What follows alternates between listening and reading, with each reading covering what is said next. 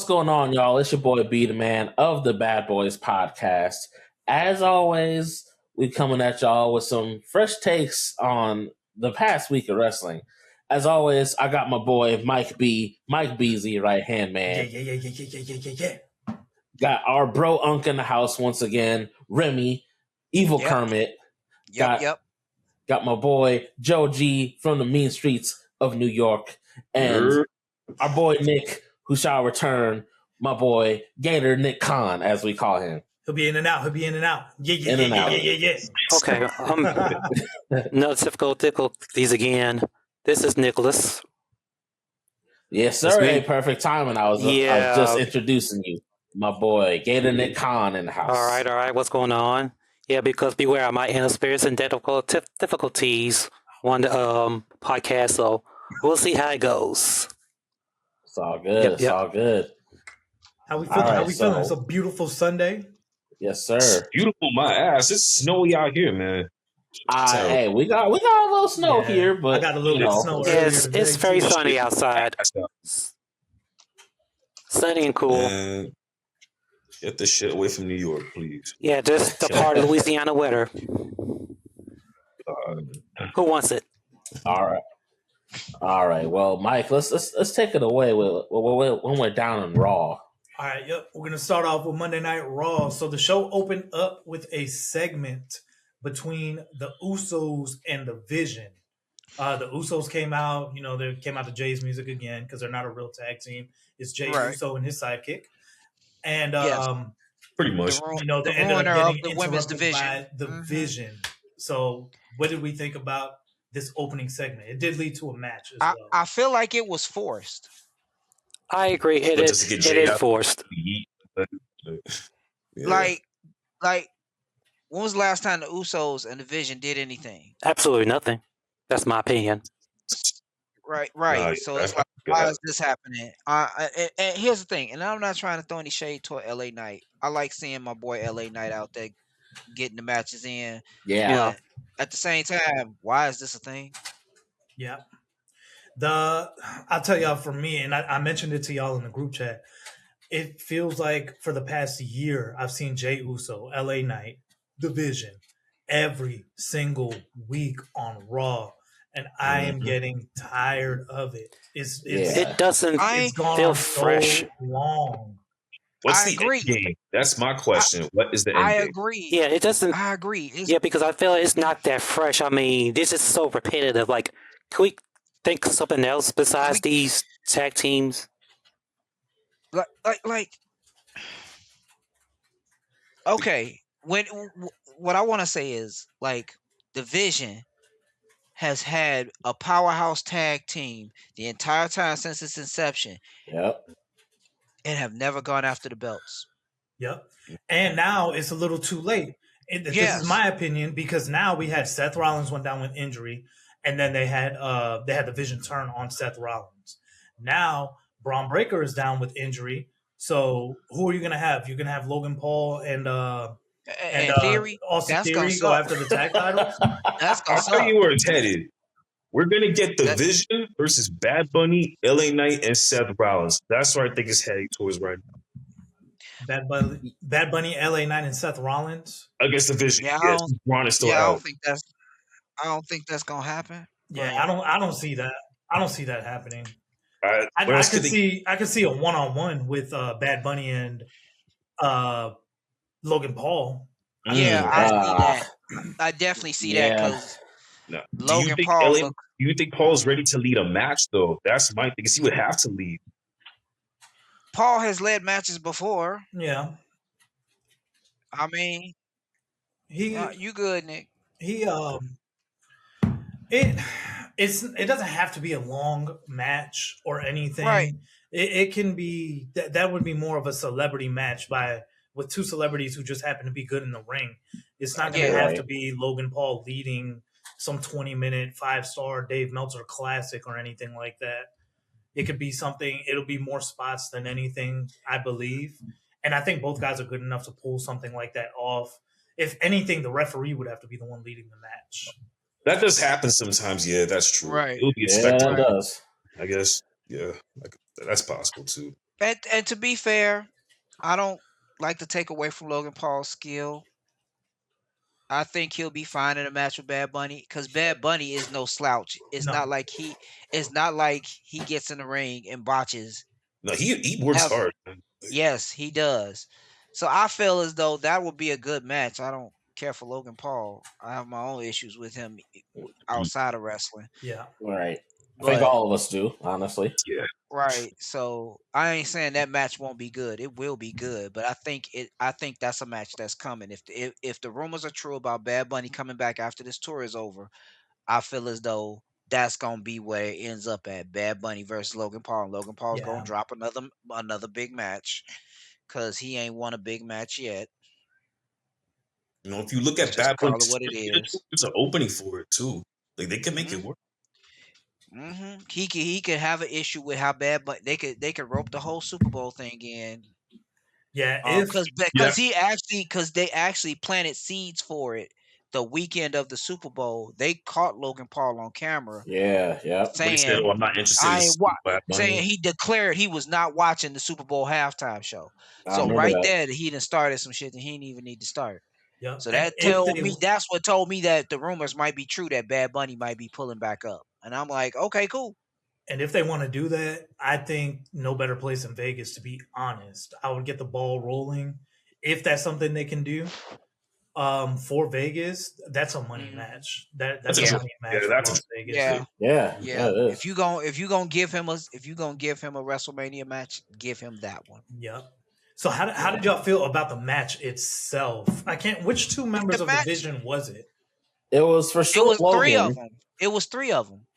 Because it was the Usos and LA Knight versus the entire. Oh, it was a 6-man. That's right. Yeah. Okay. Yes. Yep. It was fine. I mean, it was an all right match. It wasn't a bad match. It wasn't a bad match. I thought it was fine. It was just. But why? But here's something else. Here's something else that pissed me off about the initial booking of the match, because Jimmy Uso and LA Knight have never had a problem. But Jey Uso and LA Knight had major heat with one another when we were leading into CM Punk becoming the new World Heavyweight Champion. And it's like we're supposed to forget. We're supposed to forget that they were at each other's throats, attacking each other, blunt force trauma here, super kick spear here. Yeah. Like we're just supposed to forget about that. LA barely acknowledged that before the match started.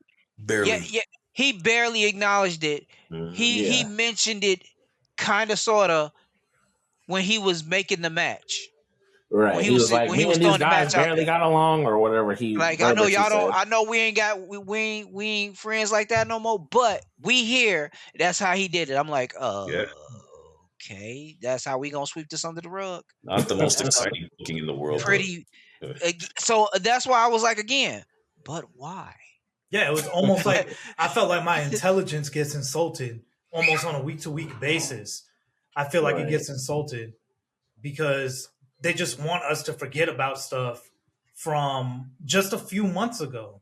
Like, I think all of this happened like at the end of the year last year, leading into Punk becoming the new champ. And but now LA Knight and Jey Uso are so cool that they're cool enough to have a match together without problems. And there were no problems on their end. Right. And there clearly wasn't no problems on their end. So that's why I'm like, so that's what we doing. They couldn't tease tension with Knight and Uso during the match at least. There was not even a hint of that. No, none. That's why I was like, really? So we had LA Knight and the Usos took the win, if I'm not mistaken. Yeah, because the Max Man came out and stomped Logan Paul, which was wonderful. Yeah. Yes, that was beautiful. On the table, on the indestructible table. Yep. I was like, I was so happy. I thought it was Theory. And like, bro. So this match, man, I'm gonna end up going in on it in just a little bit when we get a little further into Raw.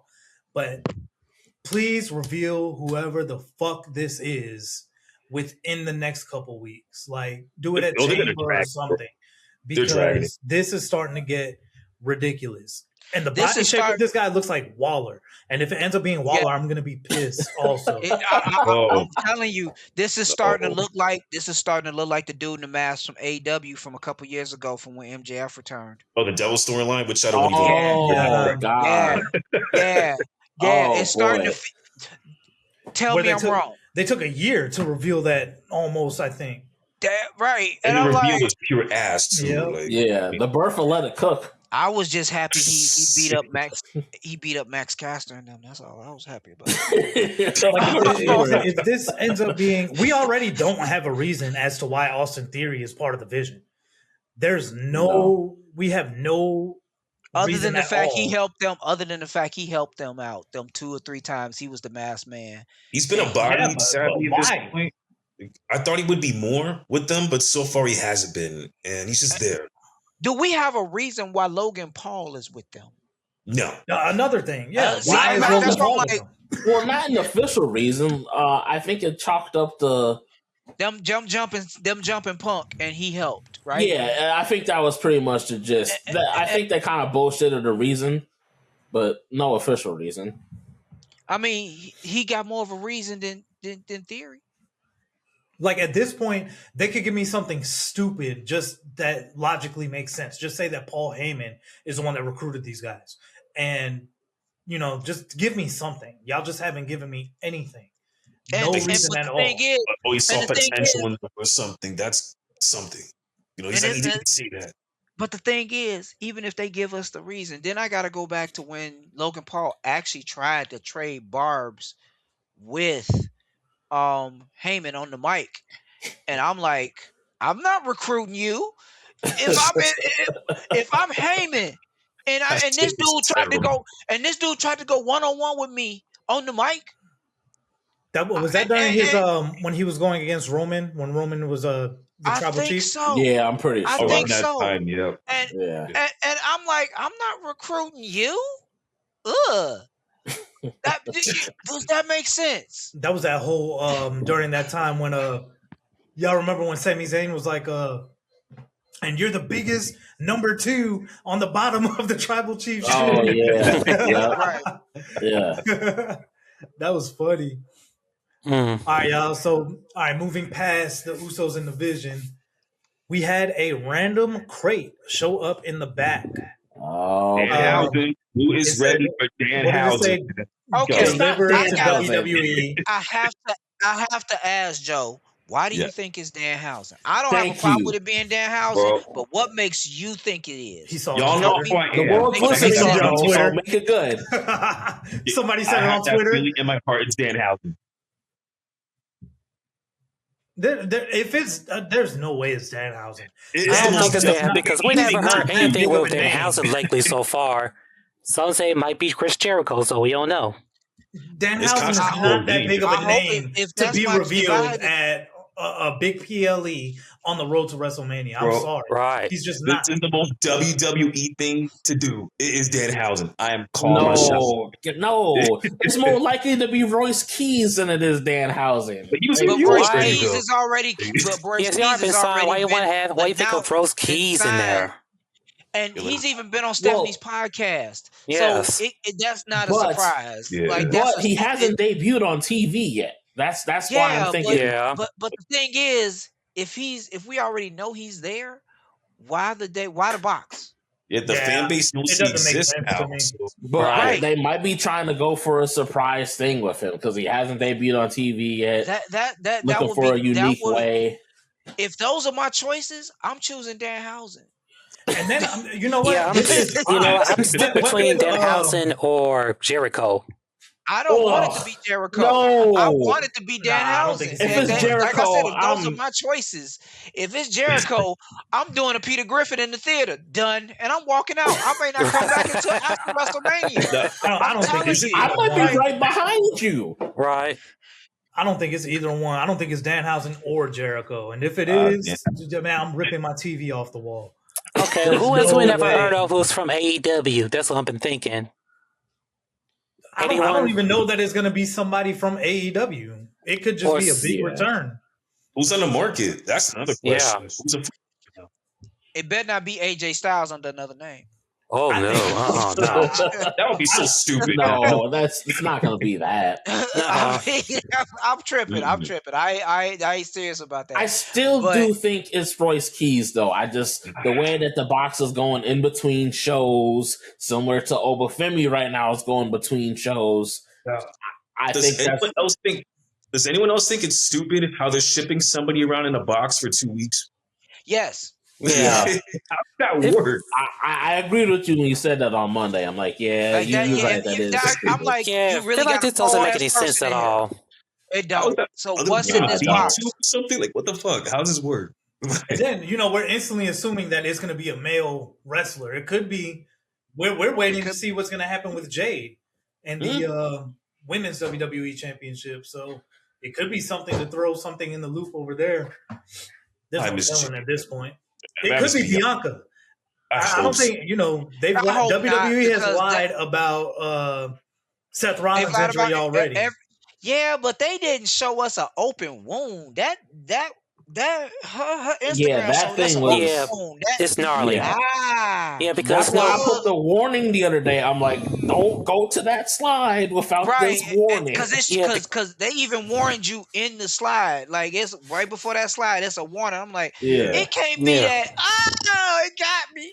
I don't know. Triple ball fraud. This dude, he lies about everything. That picture could be months old.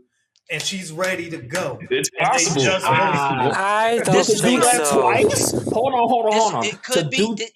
I don't believe that. To do that twice, though, that's not gonna go well. Seth's injury was one thing, but this, man, they playing with fire. I agree. If this is what they doing, and she's in that box, I'm gonna be mad. I know if Jericho's in that box, if there's a person in that box, I'm gonna be mad. I'm gonna just say it, cause like y'all shipping a box back and forth for 2 weeks. Like, what is this? Maybe it's Mr. Iguana. It better be a life-size version of Yaleska. It's Nikita Lyons. That's who it is. She's making a hell no. Nikki, baby, making a debut. I will cut the whole pay-per-view off and walk away. You know me. I like Nikita Lyons for non-wrestling. I don't have a problem with her not wrestling. When she starts wrestling, because it's like she still doesn't get that. She needs to work on her movements. She has the moves down, but she doesn't have the movement or the flow down with the movements. Yeah. Oh no. Like look at somebody like Chelsea. When Chelsea wrestles, she moves. She flows with her movements. When somebody like Fallon wrestles, they are confident in the flow of their movements when they perform these moves. It's like Nikita's not confident enough. She can do the moves, but it's like the equivalent of somebody tracing a drawing instead of actually learning how to draw. Does that make sense? Yeah. Yeah. That's my problem with Nikita Lyons' wrestling style. It's like she's trying, but she's not trying. She's just saying, I'm a jack of all trades, but a master of none. Does that make sense? Yeah. I agree. Just because you got a body doesn't mean. I mean, can you move with that body? Right. Just because you can. We saw the crate. It had the date for Elimination Chamber. You know what though? Clue where we're going. I appreciate what my man did. He was like, ship it to Friday. Yep. I was like, I ain't think of that. Yeah. He said, let all this worry about it, man. When he did that, I died laughing because I was like, I ain't even thinking that. I would have did that though. Like, this ain't my problem. This is problem. It's nothing important. Said, let my compadre over on SmackDown deal with Aldis, and if they cared, Nick Aldis could have been like, man, look here, test that new GM out on NXT. No, they should ship it to NXT. Fuck it. Why not? That's what I'm saying. Let's test that new. Let's test Mr. Stone out. Let's see how good he is. Ship it over there. Right. I can't stand Mr. Stone. I can't stand that. I can't. I'll get to that when we get to NXT. But yeah, I got some things to say. I got some thoughts on that too. I agree. All right. So moving on from the crate, we saw a backstage segment with El Grande Americano and Los Americanos as they approached Adam Pearce. So it sounds like what I got from this segment is just that El Grande, this was the Kaiser version of El Grande that we saw. And it seems like he's just calling a shot for the Intercontinental title. There wasn't much more to it than that. What do y'all think about this? Whack. Mid. I'm waiting for the mask versus mask match that's gonna happen eventually. Over with. That's please let this get this over. Yes. Who's gonna be claiming the real Grande Americano? Kaiser or Chad? Definitely Kaiser. Kaiser's been killing it. I think Kaiser, and we'll get to this also because we did have an interaction with both El Grandes later on in the evening, but the Kaiser is more over than Gable is. Agreed. Yeah, because he's been in the role longer now. Did that ever? Because think about it, Chad has been out longer. And they needed to keep the gimmick going for whatever reason. So yeah. And especially even though like losing Kaiser outside Americano, I mean he's very loved in Mexico right now. And they need to keep that going. So I think Gable's gonna lose the mask soon. And he needs to. Agreed. And we'll get back to that when we get to that segment later on. I just want to see Michael Cole's reaction. So when Gable loses the mask, that's the payoff I'm waiting on. Because Michael Cole been saying for like a year, that's Gable. I just want to see that man. He get vindicated. So we had our first of two Elimination Chamber qualifying matches of the evening. We had Natty versus Asuka versus Bayley. I have issues with this. I did too. Go ahead, Joe. You start this one. Natty should have won this. My thing is, you're trying to push this new character, new persona, but she's getting the same results as before. She's supposed to be a killer. Put her in the cage, man. Why didn't they do that? Great opportunity wasted right there. To be honest, I'm shocked Asuka made it in the way they've been booking her lately. Think about that. Yeah, I can see that. In the middle, I see what you're saying. So sorry. Yeah, sorry. I just want to say real quick. I do agree with you, Joe. I am very shocked Natty didn't win with where they're trying to take this gimmick, unless they're trying to go the route with doing something with Maxine or AJ or whatever route they're taking her. I think Natty should have been in here with the new gimmick. She should have been on Shayna Baszler 2020 Elimination Chamber status. That's what I was thinking. So I agree with you 1,000 here, Joe. Or if they were gonna have her lose, have Maxine be the reason she lost. Yeah, she went at it with Maxine after the fact. That's right. And that's the thing that bothered me most is that y'all would have had a perfectly good explanation to keep Natty out that chamber by having Maxine come out and keep her out of the ring. Yeah. Because it's a triple threat match, which means there are no disqualifications. But yeah, that whole triple threat, the way they played that triple threat, like I'm shocked that Asuka won, but I'm more shocked they didn't have Maxine cost Natty the match. Do you know what I want them to do? You guys remember the Lions Den match that Ken Shamrock had years ago at SummerSlam against Owen? Yeah. Yep. They should put Natty and Maxine in that same Lions Den and the feud right there. That's what I think. They got an answer for that. What was that match that they pulled from NXT? The one that Thatcher was in. Like the underground match? Yeah, not the underground match.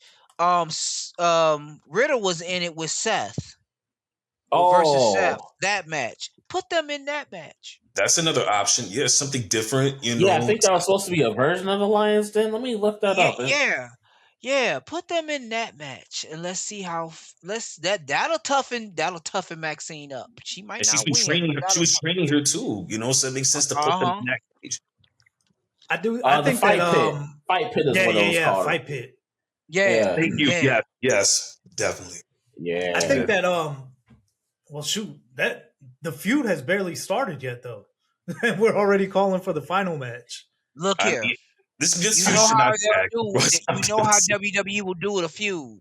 We'll still be having this feud come SummerSlam. Yeah. Triple H likes them long feuds, man. So I could see it happening. I mean, you saw what happened with CM Punk and Drew McIntyre. To me, it feels almost like they're using Natty, and I think we did mention this earlier, but they're using Natty and what's her name, Maxine. They're using them to like push forward the AJ Lee versus Becky Lynch stuff. Yeah, which I do think. I think that they are going to play a part in Becky and AJ's chamber match. I'm waiting for a tag team match with these 4 people. I think it's happening in between Chamber and WrestleMania. I think it might even pop off on Monday. That's true. Because they need to get the on-screen ring rust off of AJ, so she needs a match. Yeah. She wrestled at WrestlePalooza and vanished for 3 months, right? Afterward, like she was on a book. She did have a book tour. Right. So I know that they're working with her on her stuff that she has outside of WWE, but they're also putting her in these high profile matches. And I mean, I don't know. She may be training at the Performance Center and stuff like that, and we're just not seeing it. But something has to happen, because her showing up at WrestlePalooza and disappearing, like, I don't think that helped her. It didn't hurt her necessarily, but it didn't help her either. Yeah. Like, they put the whole Becky Lynch thing on pause for a couple months, then she pops back up out of nowhere. And I think that's hurt the feud as well, but we'll get to that later. So Asuka won this by submission. She did win by submission. I think she used the Asuka lock, if I'm not mistaken. Yeah. Yeah, on Becky.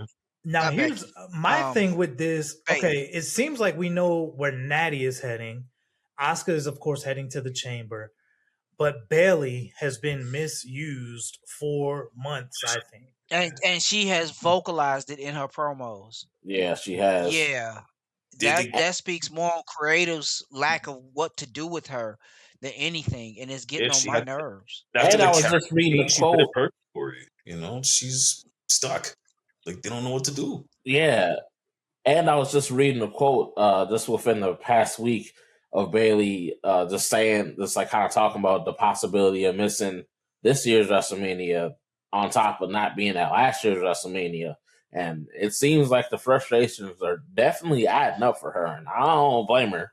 What they could do is, after the Chamber, have her go after, have it be a triple threat match, AJ versus Becky Lynch versus Bayley. Because if you remember, who cost Bayley her match to be in WrestleMania last year?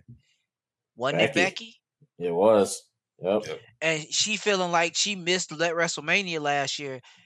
And the person who cost her that match is sitting there with a belt she's never won before. Oh no, we scrapping. I'm gonna insert myself in this feud. I don't care. I know one thing. I could see that happen. I think the idea is good, but I feel like they're pushing the AJ Lee versus Becky Lynch thing so hard, especially with the issues that their husbands have in real life with one another. That I don't know if they would deviate from just doing the one-on-one. Yeah, I don't see that happening. I like it in theory, no Austin, but I like that. I'm gonna start saying that. Yeah, I bet you. I'm still in that. I'm still in that. I just want you to know, bro. I'm still in that. If you hear that outside of here, that's me. I thought Bryce was the one that started it. Oh, I guess I did. I didn't use it. Okay, yeah, I have used it a lot. I'll say this though.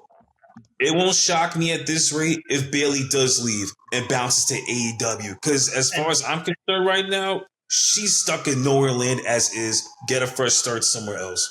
And that's what I wanted to ask y'all before we moved on. It's no secret how close Mercedes Moné and Bayley are, like, in real life. They're real life friends. And they're gonna be tag champs if Bayley goes over to AEW. That's what I'm saying. I'm wondering if Tony Khan will lose his Bayley shit. there's pictures of her and Mercedes together with Bayley supporting her friend at AEW events and stuff like that. When she first got there, I'm wondering if that has haltered, her progression because they don't like it or something like that. Which I would be against that. I don't think that's the right thing to do. They're friends. They've been friends. But I agree. But you know how petty these corporations are and shit. It's how they are. And I would think that Triple H wouldn't be that petty compared to Vince, but you never know. Well, after what happened with oh my God, the big New Japan guy that just Tanahashi. He just the Nakamura situation. They didn't let Nakamura go over there, but Tanahashi is a big reason of why Nakamura is who he is. So I think that right there showed me that WWE, they're not just going to let their people show up, no matter how close they are. They're not just going to let them show up at other events. So it's politics, man. It sucks, but that's how it is. Anybody got any last things about this match? But nah, we can move on. Okay. So next, this was my favorite part of the night, by the way. We had Liv Morgan and Stephanie Vaquer. It was supposed to be an interview between Michael Cole and Liv Morgan. Yeah, that went up the real quick. Birdman hand rub. So it started off as a sit-down interview with Michael Cole and Liv Morgan.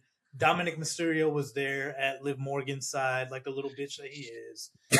I mean, no other moment showed it. It was that moment because it was like he only was translating part of it to her. Yeah. And I'm like, bro, you useless. Shut up. Did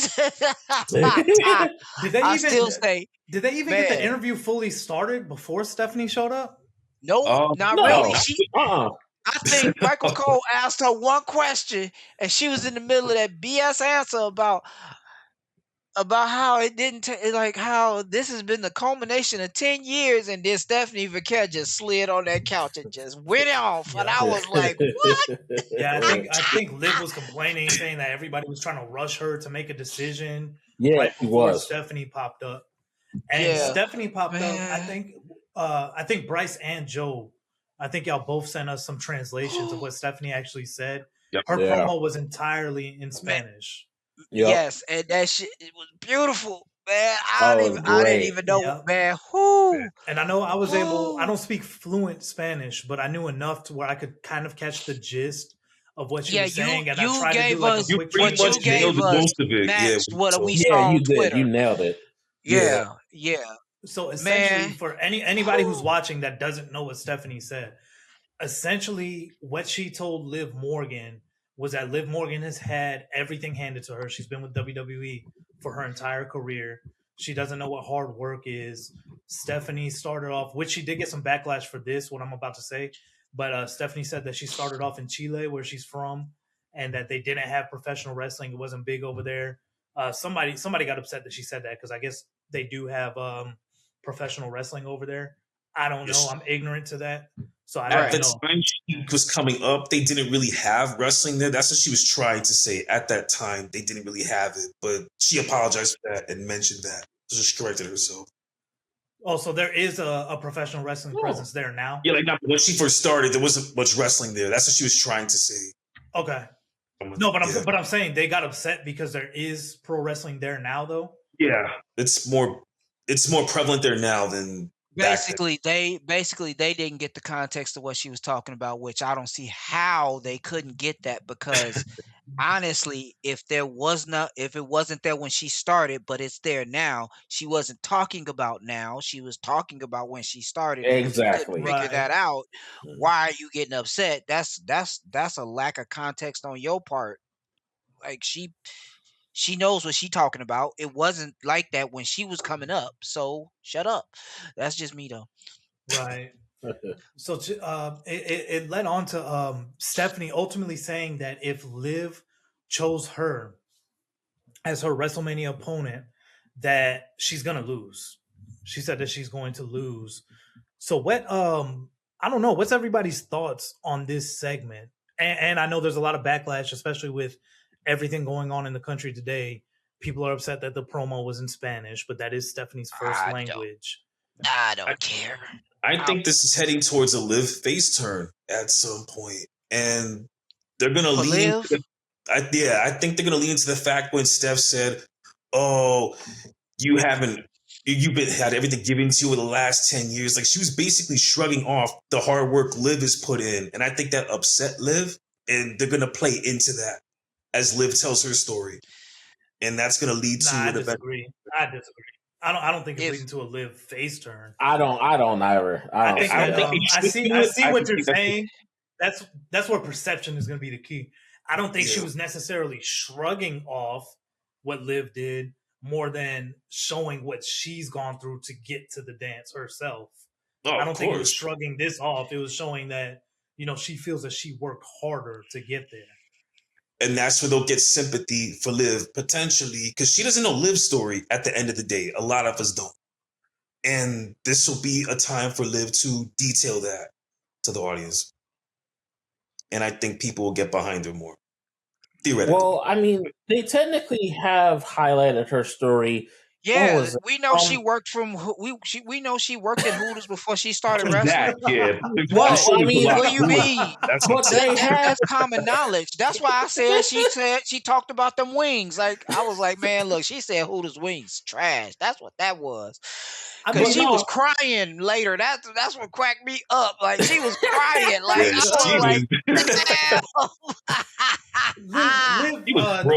was part of the Riot Squad back when Ruby Riot was in WWE, I think. I remember the Riot Squad. That clear. Yeah. We thought Ruby Riot would be the best out of that squad, but Liv turned out to be the most successful member. Like, go figure. Yeah. And what I was going to say earlier, they technically have highlighted Liv's uprising. They had some special on her on the network back in the day. They did that when she went against Ronda. But they covered it then. Though? That's what I'm saying. Like, the stuff outside of the ring that she's went through. They talked about her mom raising her and stuff like that. It was either on Peacock or the network, but they covered it. Yeah. That's why I'm like, they covered it. They might do it again. So get ready. God, I hope not. I hope not either. I'm fine with Liv as a heel. We've got enough faces, especially. I think also we still Liv have is the a whole... much better heel than she is a face anyway. I agree. Yeah. Also, we still have the whole Raquel angle of this.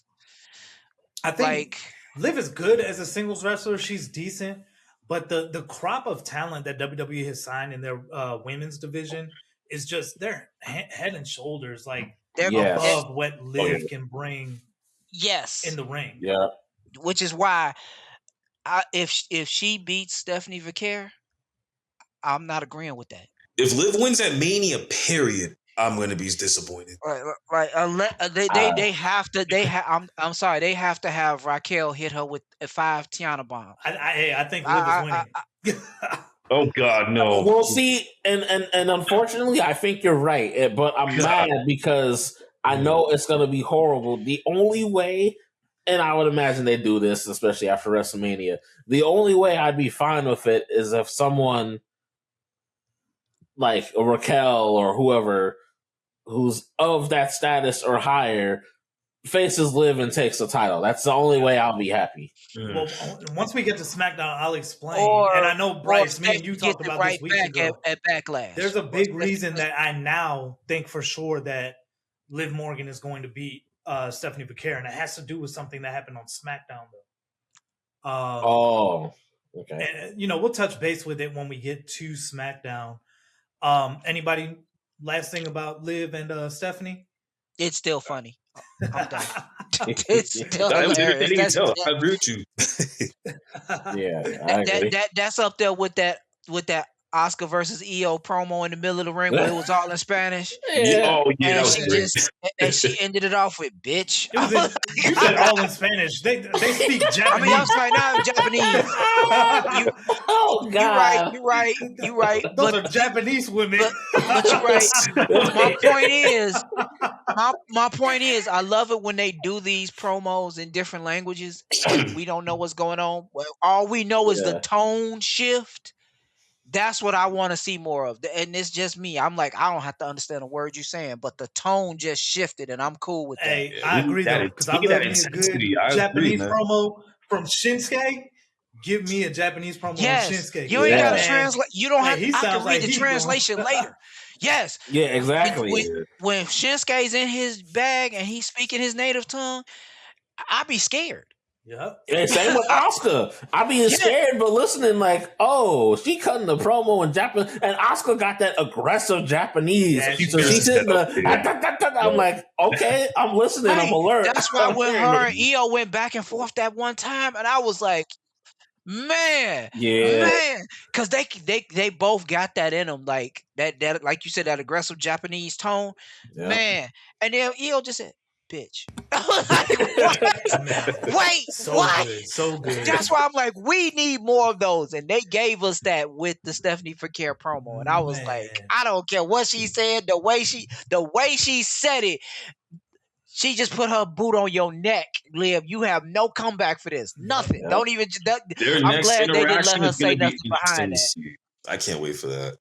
It better be, because sometimes they'll do something like this and then they'll drop the damn ball and kick it down the street. Yeah, and they gotta match that energy. But y'all had this built up. I agree. Y'all gotta match that energy this week. I wholeheartedly agree with Remy. The even not fully understanding what Stephanie said, you could just feel like fire, passion. It was convincing. That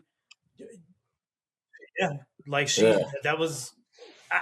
I don't fully know what she said, but it came off like a great promo. You could feel everything that she was feeling while she was saying the words that she was saying. It made me want more. So moving from one world champion to the next, we had the best CM in the world, promo, right? CM Punk. Came down to the ring to address the upcoming match at Elimination Chamber with Finn Balor. I mentioned this to you before we started, Mike. This how y'all really want to play this? Cause look, I know they need CM Punk to do something before Mania. He needs a match at the Chamber. Cool. And it's Finn. We've seen this match before. I'm fine with them doing it again. It's just the way they're doing it, where they got him. They gonna use this as his jumping off point to leave the Judgment Day. Yeah. You sure? I mean, because here's the thing. The payoff for this should have been last year. He should have left the Judgment Day a year ago, at the very least. Oh, absolutely. Didn't Liv and you're using this as the payoff for what we've been waiting for? This? To the point where y'all dug up JD forehead? That... I think on Unreal, they were saying that the breakup was going to happen last year. It's way past its expiration date. Judgment Day, it's been past Judgment Day is that bottle of ranch that you forget in the back of the fridge. Judgment Day should have disbanded. 3 years too late. Damian Priest should have broke up the Judgment Day before he left Raw. I'm sorry. Judgment Day's done some good things over the last year or so, but it's time. Give it closure and move on. When they lost Priest and Rhea, now I don't care. Yeah. Let's just be honest. When they went against Rhea, I'm like, See, the thing with Judgment Day is we got something really good, I feel, from the faction, but then we got something really bad also. So the good thing is Dominic Mysterio is a bona fide superstar now. Judgment Day did help elevate Dominic Mysterio, and that man, whether we like him or not, that man gets. To be fair, it put shine back on Finn. It put shine on Priest. It put shine on Dominic Mysterio. Rhea didn't really need them, but it helped her too. It ain't did that much for Roxanne and Raquel. That's how we know. more it's prevalent. this past its prime because it's supposed to help the newer stars that come out and join them, and it didn't do for them what it did for the people that joined the Judgment Day before them. There's no real stars in the faction to elevate them anymore, and that's why. To be fair, like there isn't, like what Joe just said. There's no real stars, and I think while Dominic got elevated, Finn, he did get some shine put back on him, but I also feel that he's at a lesser level when I view him than he was before the Judgment Day. Oh, for sure. And the thing is, that wasn't even always the case. Like when I think of Finn Balor, I think of the guy who debuted on Monday Night Raw. He beat Roman Reigns and went on the very next Sunday. What was it, SummerSlam? And he won the first undisputed title. The first Universal title. Universal against Seth. So I'm like, when I look at Finn Balor now, after all these years of being in the Judgment Day, I don't view him as a main event guy anymore. Even though I know that he is. Vince did a lot of damage to Finn Balor when he came back from injury. He has not recovered from that. The fact that they never really they've given him title shots before, but I felt like they've met significantly less than they should have by putting him back in the hunt once he came back from injury for that title that he had to relinquish the day after he won it. Yep. That was part of my time when I was out. Y'all don't know this, but I was so tired of Cena, I stopped watching all of wrestling. Oh no, I remember you mentioning that. And my daughter dragged me back in kicking and screaming before COVID. She kept watching wrestling. Our household was a wrestling household. We have been to live events. We have been to pay-per-views. We used to host pay-per-view parties 6 times out of the year. We used to spend that money. And I just got so tired of Cena that I was like, you know what? I quit. So I missed a lot of stuff. Like I missed Roman coming up. I missed a lot of that stuff. So I didn't start back watching WWE, I don't think, until right around maybe the beginning of the OG Bloodline story. Yeah, I was back in before that. I came back in right before COVID started. Can you imagine if they didn't have the Bloodline story, where the company would be at right now? That changed everything. Oh man, I don't even want to think about that. God. All right, so we had Punk in the ring. He's hyping himself up. He's hyping up Mania a little bit, but we do still have to get through Elimination Chamber. The Judgment Day, well, not the full Judgment Day, but Balor comes out with JD McDonough and Dominic Mysterio at his side. And this is just something, I don't know if y'all noticed, but Balor was wearing a Balor Club shirt, not an actual Judgment Day shirt. I did see that. And the original theme song. Yes, he's been using his theme song, his original one, not any Judgment Day theme songs he's had. Yep. So I think they are finna do the thing we've been hoping that they do for him since 2024. Yep, they're dropping the little hints and everything. Yeah. I'm thinking that they're dropping hints and hoping like something like this, that we did notice it, that Balor may be going back to just being Finn Balor without the Judgment Day. I mean, between all the seeds they've planted and then him arguing with JD and not so much Dom. Dom was just standing there like, but what about me? Yep. But the way he been arguing with JD, which he usually don't argue with. He usually will argue with Dom. He's arguing with JD now, which is telling me he's gonna break away from JD. And that's a student, right? Like that's the guy who, when it looked like he was gonna break away from the Judgment Day before, he was with JD. He's not with JD like that now. So that's what's telling me like, oh, now y'all finna play off on this 2 years too late. But sure. I do think that's how y'all want to play this. Sure. I partially agree. I do think that the initial split is going to be because of Finn and JD. But I think Finn is going to get a slight payoff from this whole storyline. And I think he is going to be the one to win the Intercontinental title from Dom. I do still think that that's going to end up being the plan to fully like break up the Judgment Day. I'll tell you one thing, JD, he's done after this breakup happens. He has nowhere to go. He better pack his bag now. I mean, send him back to you know my feelings about send him back to NXT. It's funny. I forgot. Make him go get his Jordan Devlin persona back. That was better than this. I did read something semi recently, and I don't know how much stake I necessarily buy into it, but rumors are coming out now that there's actually a slight chance Finn might win at Chamber. Why? That would be. We'll have a triple threat match at Mania. That's the only thing that makes sense. Are you interested in seeing that though? I'm not. Me personally, I mean, I wouldn't mind it, but I don't know if I would want that. Right. I feel like that would take away from the whole CM Punk and Roman Reigns thing that they've been building up towards. Am I wrong for that?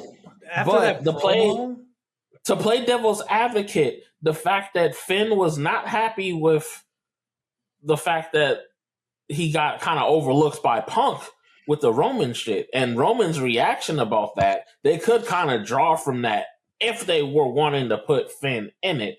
Now, I ain't saying that they should, but if they were, hey, that's Finn's going to be the third wheel. Just, and it should be Roman and Punk. That's the draw. That's the big money. I agree, but if they were to do it, I think they've already got little seeds to go from. Yeah, I don't see it happening. I mean, at least it's not out of nowhere. Yeah, because they'll give us a feud right after Chamber, but before Mania, out of nowhere, that'll give us a Mania match, and I'm like, why? So at least there are you pointed out some seeds that they've planted for that, whether they tried to or not. That could work. I just don't see it happening. I like there's certain things I do want to see surprises and stuff like that in WWE, but I think that after that promo that we had a few weeks back with Roman Reigns and CM Punk, I think that one-on-one match is your money match. Right, that's the story right there. Finn is just gonna be buddying for no reason. Like, fuck that. You got Punk and Roman. I wouldn't be too surprised if we see it. I think they've done a few things here and there to kind of plant those seeds, and maybe they won't even do it, especially if they're doing a multi-man match on the SmackDown side at Mania with Drew, Cody, Jacob. I doubt they'll do it for Raw. So yeah. So we had towards the end of this segment, we had Dom and JD McDonough. They wanted to go after Punk. It even got to the point where Punk has been telling Finn, like, hey, you're not the Finn Balor that you used to be. That's why you're not great. You're relying too much on the Judgment Day. Punk turned his back to Balor and said, hey, go on and attack me, pretty much. JD and Dom wanted to do it, and Balor stopped them from doing it. He even said later in the night, hey, if y'all really do respect me, let me fight Punk on my own at the Chamber. So it looks like the breakup is coming. Yeah. Do they see Balor at Chamber? That's another question. Does the Judgment Day screw him over? I mean, how could they? Unless the only way they can screw him over is if they pull up and they cost him the match. That's what I'm saying. And he's saying, stay out of this match. Yeah. So I think they're gonna stay out of the match. I think the most I see happening at Chamber, for one, I don't think that they're gonna listen to Punk. I think it's gonna be similar to when y'all remember when Raquel told Liv to stay in the back when she was going against Stephanie? Yes. For the women's world title. I think it'll be something like that where they end up coming out and they, not intentional, but they do end up costing him the match. And I think from there, I do think we're getting Finn versus Dom, or maybe Finn versus Dom versus JD McDonough in a triple threat, even though I think there would be too many multi-man matches at that point at Mania. But I do think that we see the 2000 levels at that point. Yeah. I think having multi-man matches is just like putting a band-aid on something. They don't need too many of those, man. Right. They don't, and I feel like it's a lot of feuds that they could easily insert a third person into, like the whole Liv versus Stephanie thing. Remember who was feuding with Stephanie until 3 weeks ago? It wasn't Liv. Yep. It was Raquel. Yeah. Who has screwed over Liv since then? Raquel. Yep. So I'm afraid that there are so many of these feuds that they could insert a third person into easily. It's not like they could do it out of nothing, which that's why I'm like, I'm half okay with it, but I'm half not. I just don't like it when y'all try to make these one-sided feuds mean something. Or y'all make this feud up out of nowhere. Right. Like somebody saw you walk into the ring and they looked at you wrong. Now you got a WrestleMania match with them. Like, what are we doing? Yep. But they're not doing that. I'll give them their props for that. But why are we having so many triple threat matches? Because per their rules, there are no triple threat matches mean no DQ. I want to see some of these titles defended under regular rules for once. Mhm. Like just like we ain't even got to the point where we need a no DQ match with these. Like, and y'all giving us triple threat matches. Yeah, Like, I think the triple threat is being used, and we talk about it quite often in our group chat. It seems more that the triple threat is being used to protect somebody without having to give them a win at the same time. Oh yeah. Yeah. It's a crush fight. So you throw somebody in, which, well, once we get to SmackDown, that didn't happen this week, but the we typically know that. I take that back because we thought that Lyra wasn't gonna take the fall last week. We thought it would be Ivy now. Ivy now. Yeah. But Lyra took the fall, so that's not even been really going on lately. Or maybe it is. It's just not who we want. It's who they want. right. All right, guys. So moving on, we had El Grande Americano, the Ludwig Kaiser version. He went up against Penta. I don't really care too much about this one. I'm always glad to see Penta, but I think I know I feel like I know where this story is heading.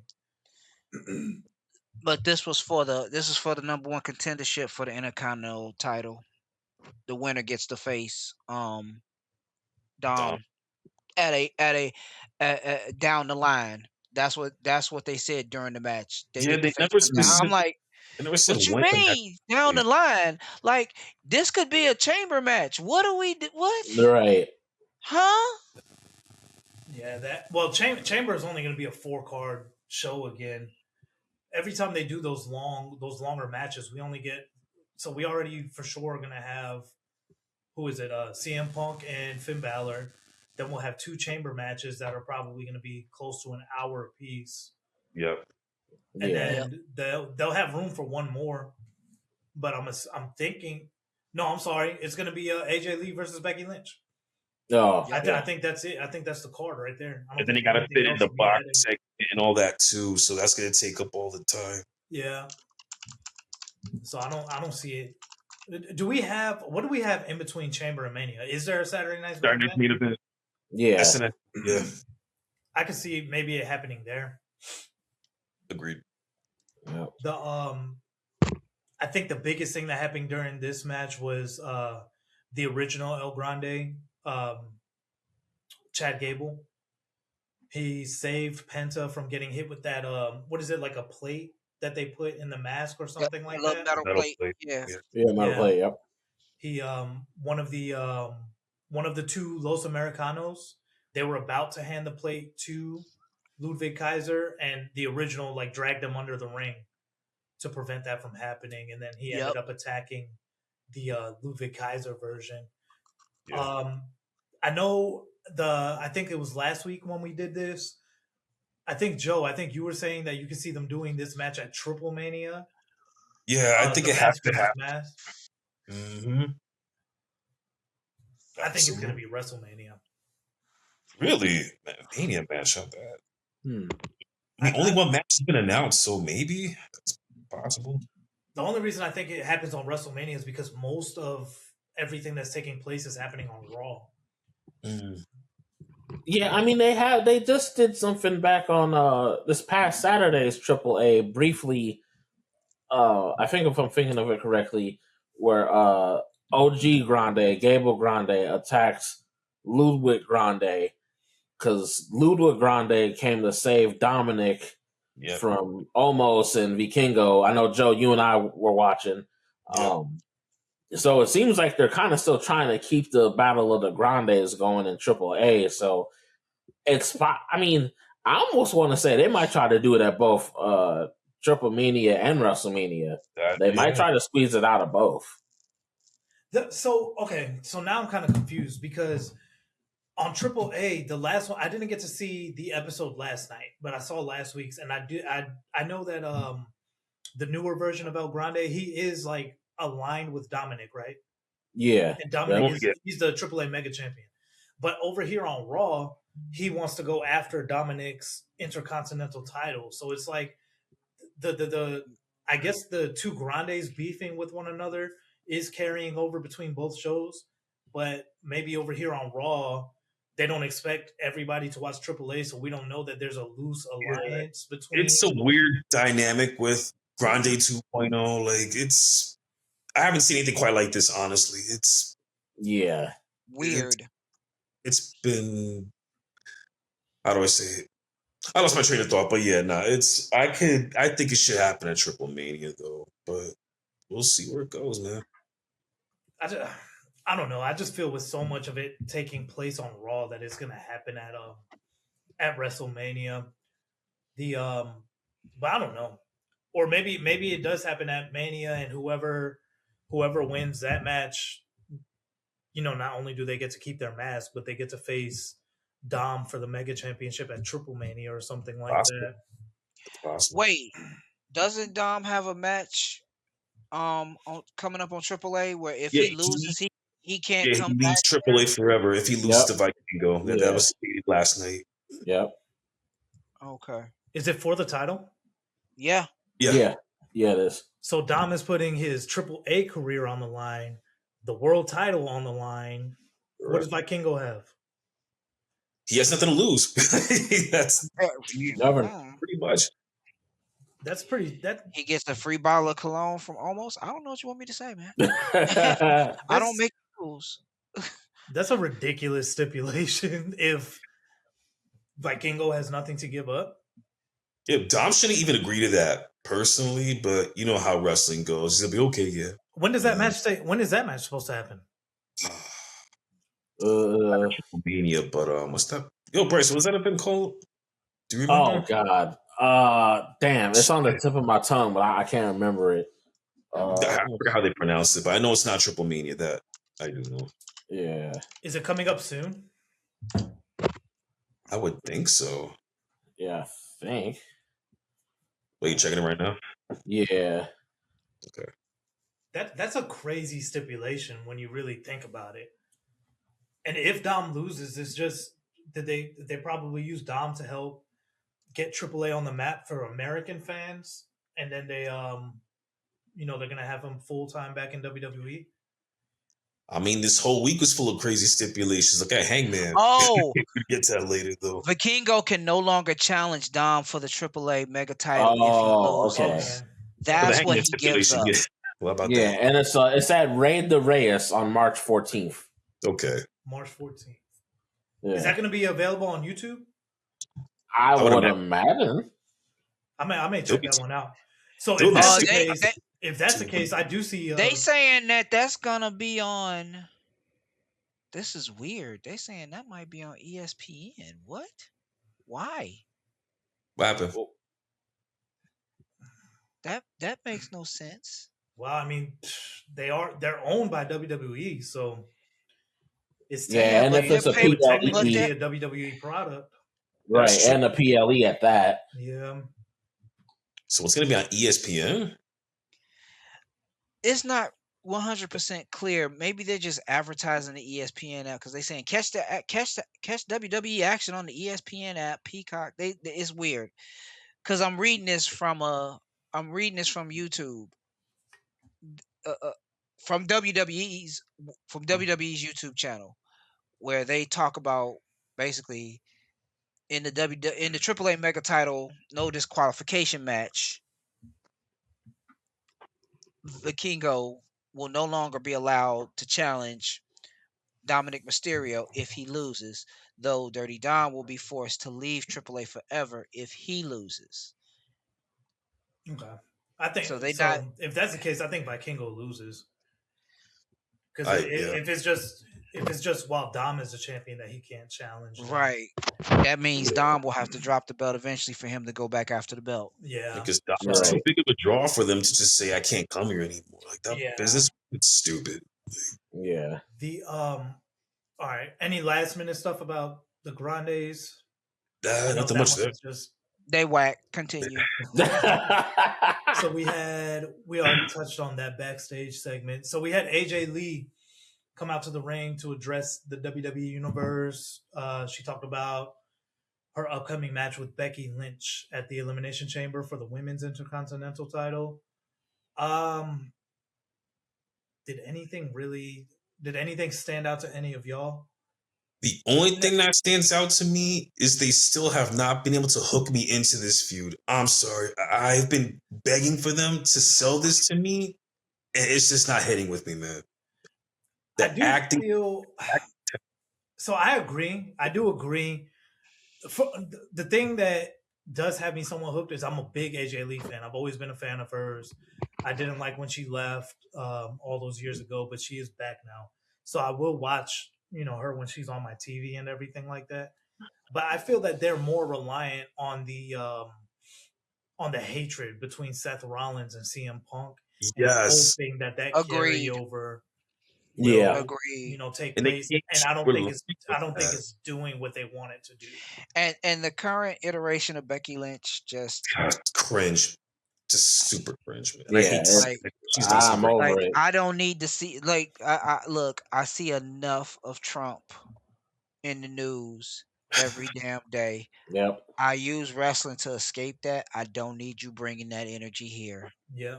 I really don't. And I've been thinking about this ever since I uploaded the clip of you mentioned this last week, Remy. Just thinking about this, Becky is not a great heel. Like any heel iteration she's had, this Becky Trump crap she's doing now, the big time Becky, a couple years before that, Becky's just not a good heel. She's not. When she came back and beat Bianca Belair in a matter of seconds for the title, which I'm still mad about today. Yeah. But yeah, no, Becky is just not a good heel. She's better doing closer to like the stuff when she was the man, like kind of CM Punk style face, but full on heel, no. Becky is just not believable. Her promos, she works extra harder to make people try to convince her that she's bad. It just does not connect. Becky as a heel does not work. No. Yeah, I agree. I agree a lot with what Bryce just said. It's too forced. I said this last week. She comes out and she forces all this fucking bullshit out of her fucking mouth, and it sounds. Sports Illustrated says it. Bleacher Report says it. Like, shut up. We know. You don't gotta keep saying that. Sports Illustrated, all that. We don't care. You just to remind us every fucking week. Yeah. I'm not the only one that says that I'm the greatest of all time. Sports Illustrated and all these multiple blah blah blah. Like, who cares? Like, do something to sell me on this match. That's what I want to hear. Like, we all know that Becky is good. We know she's good. She's good in the ring. I think she's a better tweener than she is face or heel. Exactly. When she's in that in between phase, she's at her best.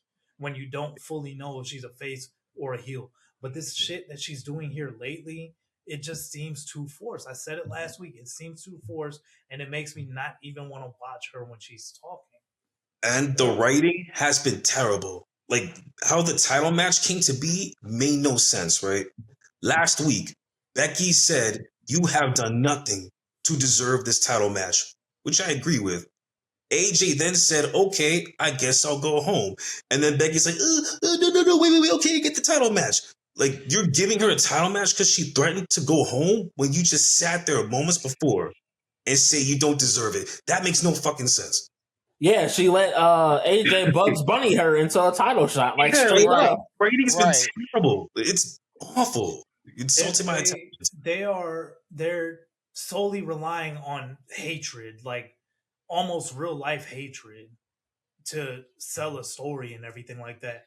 And it's not like that worked with Matt Hardy and Edge back in 2005 or something like that. Yeah. Because y'all let it seem like it was a shoot fight and everything like that was going on. Yeah, they did it.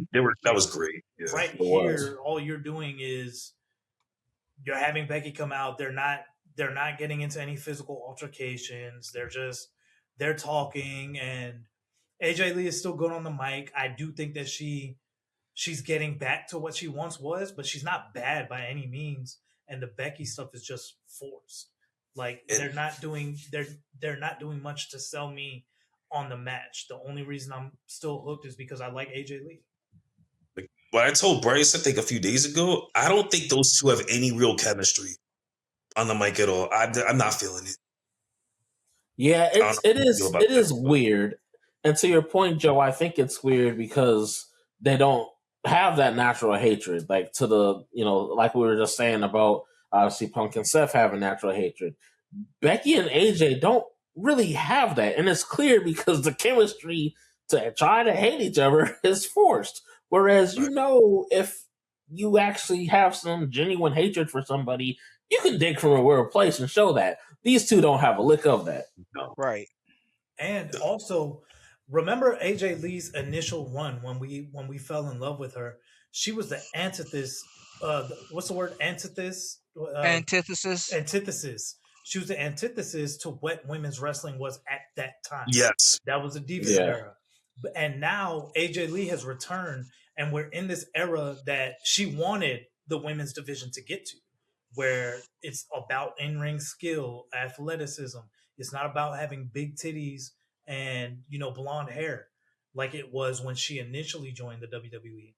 So this is, it's kind of like, we want that nostalgia factor with AJ Lee. We want the AJ Lee that we had before, but her rhetoric that she used back then can no longer apply today because she was strictly against Divas wrestling, which we no longer have in 2026. She got her wish pretty much, and she has to evolve with the times now to keep up. I agree. The only people today that AJ Lee could have a program with that would be any similar to what we used to have is the Bellas. Now that they're back. And maybe even Chelsea Green, because she's the only other one who kind of like she can make that work. Yeah, Chelsea Green is the only one on the modern roster who could flex like that. Maybe Tiffany Stratton, but Chelsea for sure. Yeah. And then the only thing with Chelsea Green is that we know that when she wants to, or when they allow her, I should say, it's not when she wants to. When they allow her, she can fucking go in that. Yeah, they don't let her cut loose enough. Yeah, at some point they need to. Mm-hmm. No, I agree. The anything else on AJ Lee, Becky Lynch? Nah, man. I just want them to sell it. That's all. I'm really hoping they can convince me to like this thing. I really want to like it. Honestly, I'm not hating or anything. Less than a week, so we might just have to take what we got and run with it. Yeah. All right. So we had another backstage segment. This one was kind of important. It was the Vision talking to Adam Pearce. They were talking about this masked attacker. Now, in this promo, Bronson Reed said that he's the Vision's problem solver. He solves problems. The Masked Man is a problem. Adam Pearce said that the Masked Man is a problem for him as well. So it looks like they are about to finally put some emphasis on this random guy showing up and attacking the members of the Vision. Where do we see this heading to? What problems has Reed actually solved? LA Knight. Great question. He took out LA Knight for... No, in general, what problems has he solved? It sure as in LA Knight, he's been hanging around them for like a year now. Like, what problems has Reed solved? Yeah, but he put him on the shelf for a few months. Yeah, he's back. Yeah. So, job not done. The man has to make a living, man. Damn. You sound like me. Like he. I'm just saying. What you want to do? You want to do the Arn Anderson?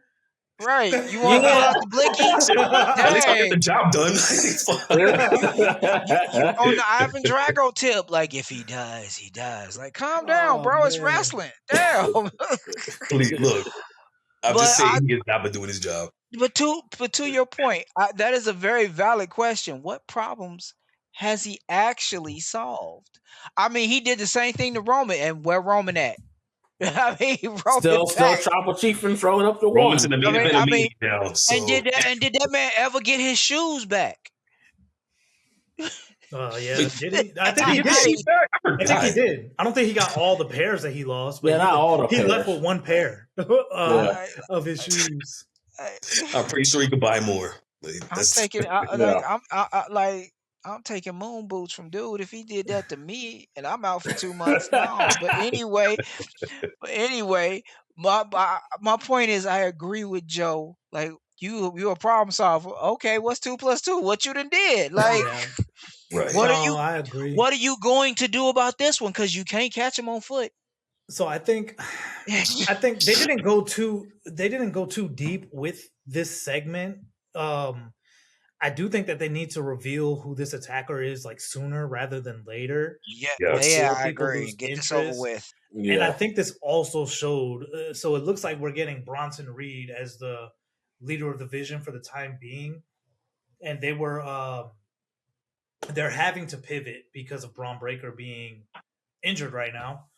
And it shows that without Breaker, without Rollins, we're kind of at a standstill right now.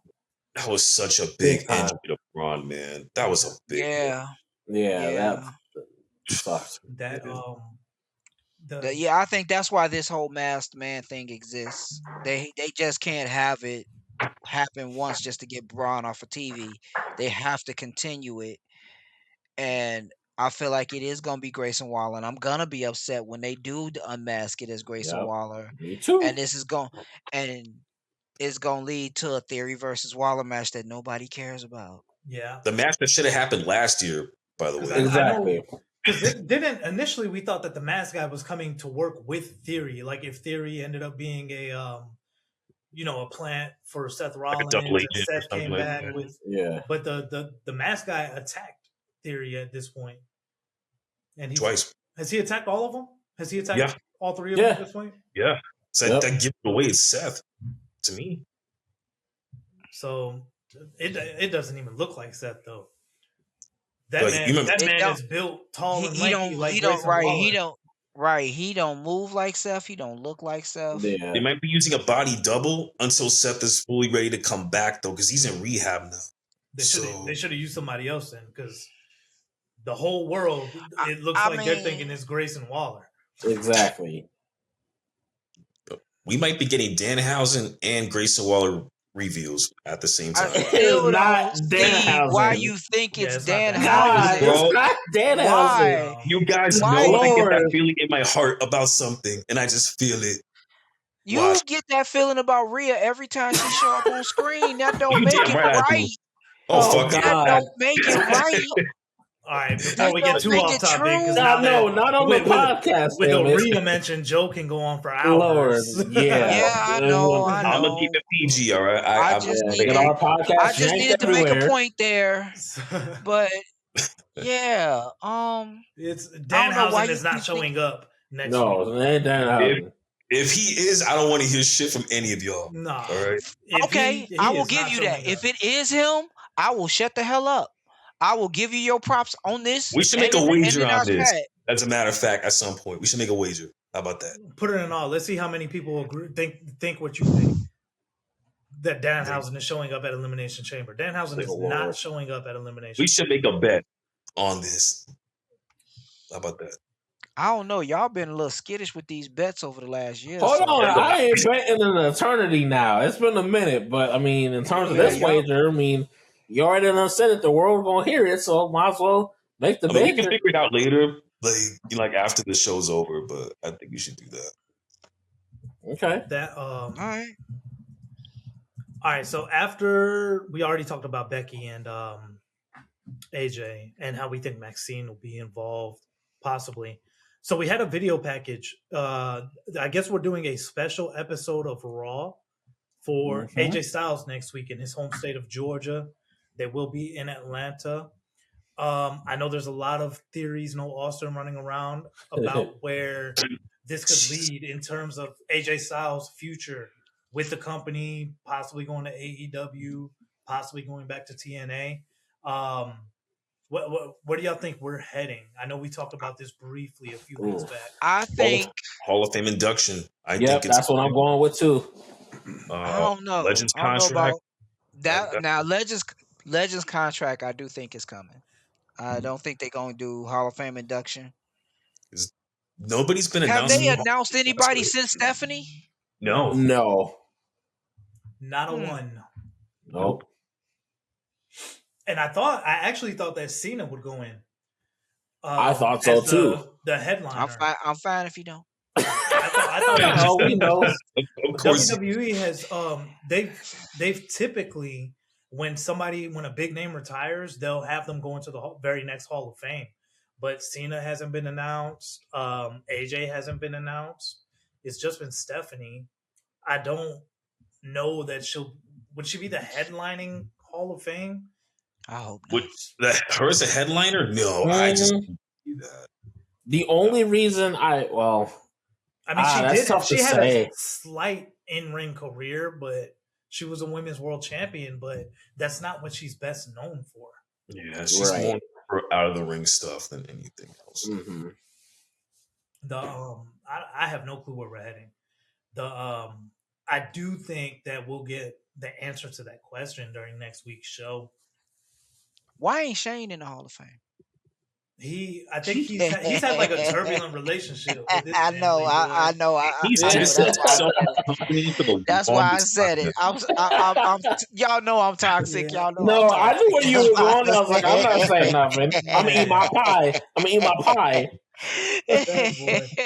All right, y'all. So we had the main event came on immediately after this. We had the second of our two Elimination Chamber qualifying matches. We had the young OG Javon Evans versus Dirty Dominic Mysterio versus the Ring General Gunther. Okay, so I can just say I figured Javon was gonna win this from the start because I would like to see Gunther in the chamber, but I figured they wasn't gonna put him in the chamber. Why? Because they ain't been pumping him. They ain't been really the people you expect to see going against the champion. They would at least give them some shine, a little bit of shine. They ain't gave him no shine in this. Nope. They've been feeding off of him retiring people, and ain't nobody in the title picture that's finna be retired. Nope. Remember, Bryce, Joe, and Remy, y'all didn't do the debut episode when we first did the podcast. But remember, Bryce, I said that they're making Gunther this career killer, and it could take away from Gunther being a realistic option in the main. He did say that. Yeah. And that is where I think that prophecy has come true. That prophecy has come true. I'm like, similar to what I said then, Gunther is also starting to get to a place where he's starting to become bigger than the title, which I think they're starting to kind of position him as not only a champion, but also bigger than the title of he'll fuck you up, he'll retire you, he'll end you. Right. He's had a lot of shine. But what happens when we don't have anybody that's there that's ready to retire just yet? Then someone's got to go over Gunther. That means they running out, and they are running out of people. Yeah. I mean, Rey Mysterio is the only one left, really. We've got Randy. We've got Lesnar. But Randy and Rey Mysterio are the only ones left. Randy wants to retire at 50, he said, though. He's like, 45, 46 now? So he's not going to retire anytime soon. Look, he's still doing snap power bombs. He all right. And I still think Randy has one more title run before he retires, at least. I hope he does, because you know how they do when they get to a certain age. They stop giving them title shots. Ask the legend killer versus the career killer. That they could do. Yes. If Randy doesn't want to retire for another 5 years, and Lesnar, he's in that same age bracket. They're from the same, class of OVW. Yeah. But he's not on a full-time schedule, so it's not like his body is beat down the way Orton or Cena and them were, where they were there on a weekly basis. I mean, you just brought up a really good point. So Brock is supposed to be at Raw on Monday. The last I saw that. Yeah. So that makes me wonder if we don't get Brock versus Oba, which would be criminal. We could get Gunther versus Brock, and Gunther could retire Brock, which I didn't would think about that. skyrocket. No, Yeah, that would put him in a different orbit than the title. My thing is, after what Dragon Lee did to Gunther in that match, Rey Mysterio seems like a more likely opponent for Gunther at this point for Mania. I think that's true too. And you know what? I don't want to see that match. Me personally, that's like a Raw match to me, but I don't want to see him retire Rey Mysterio yet. He's not going to retire. No, he's not going to put his career. I don't see Gunther. I don't want to see Gunther retire Rey Mysterio. That's just where I'm at. I feel like Rey, of course, is a living legend. That man has been wrestling forever at this point. Yes, and he is a living legend. But he has not been prominent enough leading into the road of WrestleMania for him to have such a high profile match. In my opinion, this is just my opinion. But we got the whole Dragon Lee thing, but Dragon Lee is he's defending AJ right now. And what happened at the what was it, the Royal Rumble where Gunther retired AJ? Yeah. He's still defending him from the Royal Rumble. And I don't know. If that's where we're heading, Gunther and Rey, I'm not all that excited for that person. Because you know good and well, Gunther's going to beat the shit out of this guy. Dragon Lee. Wreck the shit out of him. Yeah. He gonna wear that man like a sock. Yep. All right. So we had Javon Evans. He qualified for the Chamber. A very feel good moment for us, especially Yes. For those of you who are watching right now who don't know us, we are in a group called Nah. That's how we got to meet each other.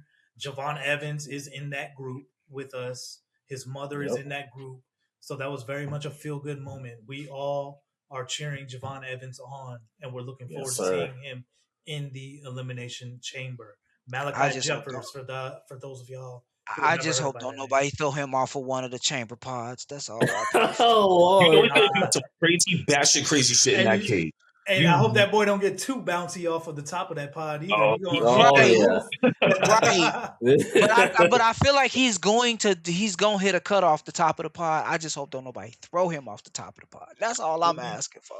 No, he's gonna jump. All I'm asking for.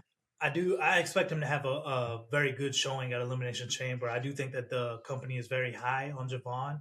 They've trusted him. They trusted him to go in between NXT SmackDown and Raw on multiple weeks. And AAA for a few matches. He's in there. He's rubbing shoulders with some of the best that WWE has to offer right now, and he is doing an incredible job, I believe.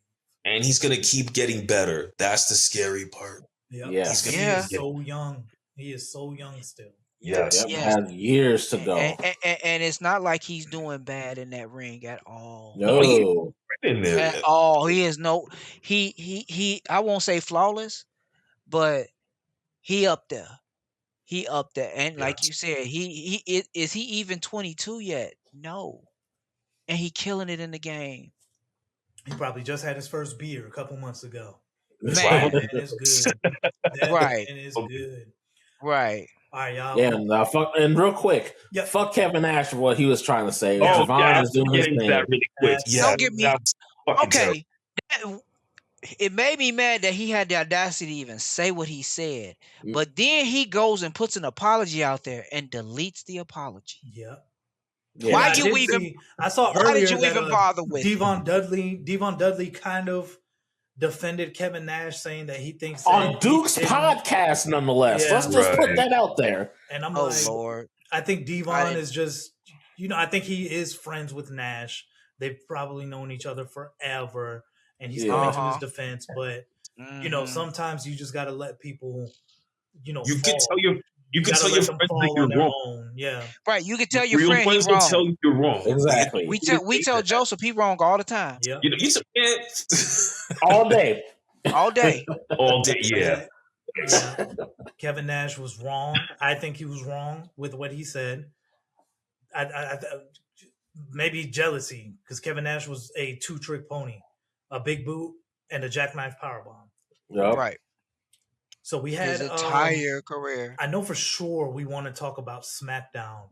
we did have WWE. We had NXT. I'm sorry. We had NXT on Tuesday night. We also had AEW Dynamite. I didn't watch Dynamite. I don't know anything that happened. I saw I didn't watch Dynamite. Does anybody want to discuss anything that happened on either of those two shows? Hangman's stipulation. I think that's something we need to discuss. They're supposed to be picking the stipulation next week, which is good because initially Hangman said, I won't challenge for the world title anymore if I lose, which that would be stupid as hell to do. Because this is leading into Hangman Adam Page versus MJF, right? Yes. Okay. So MJF said we'll choose the stipulation next week. My thing is, why wouldn't MJF agree to that? As petty as he is, I can't even challenge for the world title anymore. Why would he not agree to that? Not the smartest decision from Cowboy Smurf to say that. No. Why they back no. on it. So I don't see. I need to go back. I do need to catch up with some of the previous episodes of Dynamite because like I said last week, I had to cut something out of my schedule during the week, and AEW just happened to be it. But I do need to go back and try to catch up, even with highlights or anything, because I'm lost completely with where they are. And I know they got Revolution coming up. Yeah, March. So I do want to watch Revolution, and I want to at least be caught up before I see any of those matches. Pretty quickly. You'll be in no time. You'll catch up. I don't think that much has happened in recent weeks, but the main event picture, to be fair, has been picking up in AEW. Mm-hmm. Swerve just turned heel. And he wrote off Kenny on Wednesday. So So did Swerve beat Kenny, or did Kenny win and then Swerve took him out? Swerve won. Swerve won. Okay. He won clean, yeah. So why did he attack after? That is baffling to me. All I could think of is last week Swerve was told, you're not the most dangerous man anymore, some shit like that. And I guess that's what they're going to lean to. But other than that, the heel turn kind of came out of nowhere for me. Was there anything on the line for that match between... That's a pretty big match, Swerve versus Kenny Omega. Was anything on the line, or was it just a straight one-on-one match? If I remember correctly, I think it's for future... No, it's for future world title shit. I have to look at that again. But... No, I got the results up right now. Yeah, let's check that. Let's see.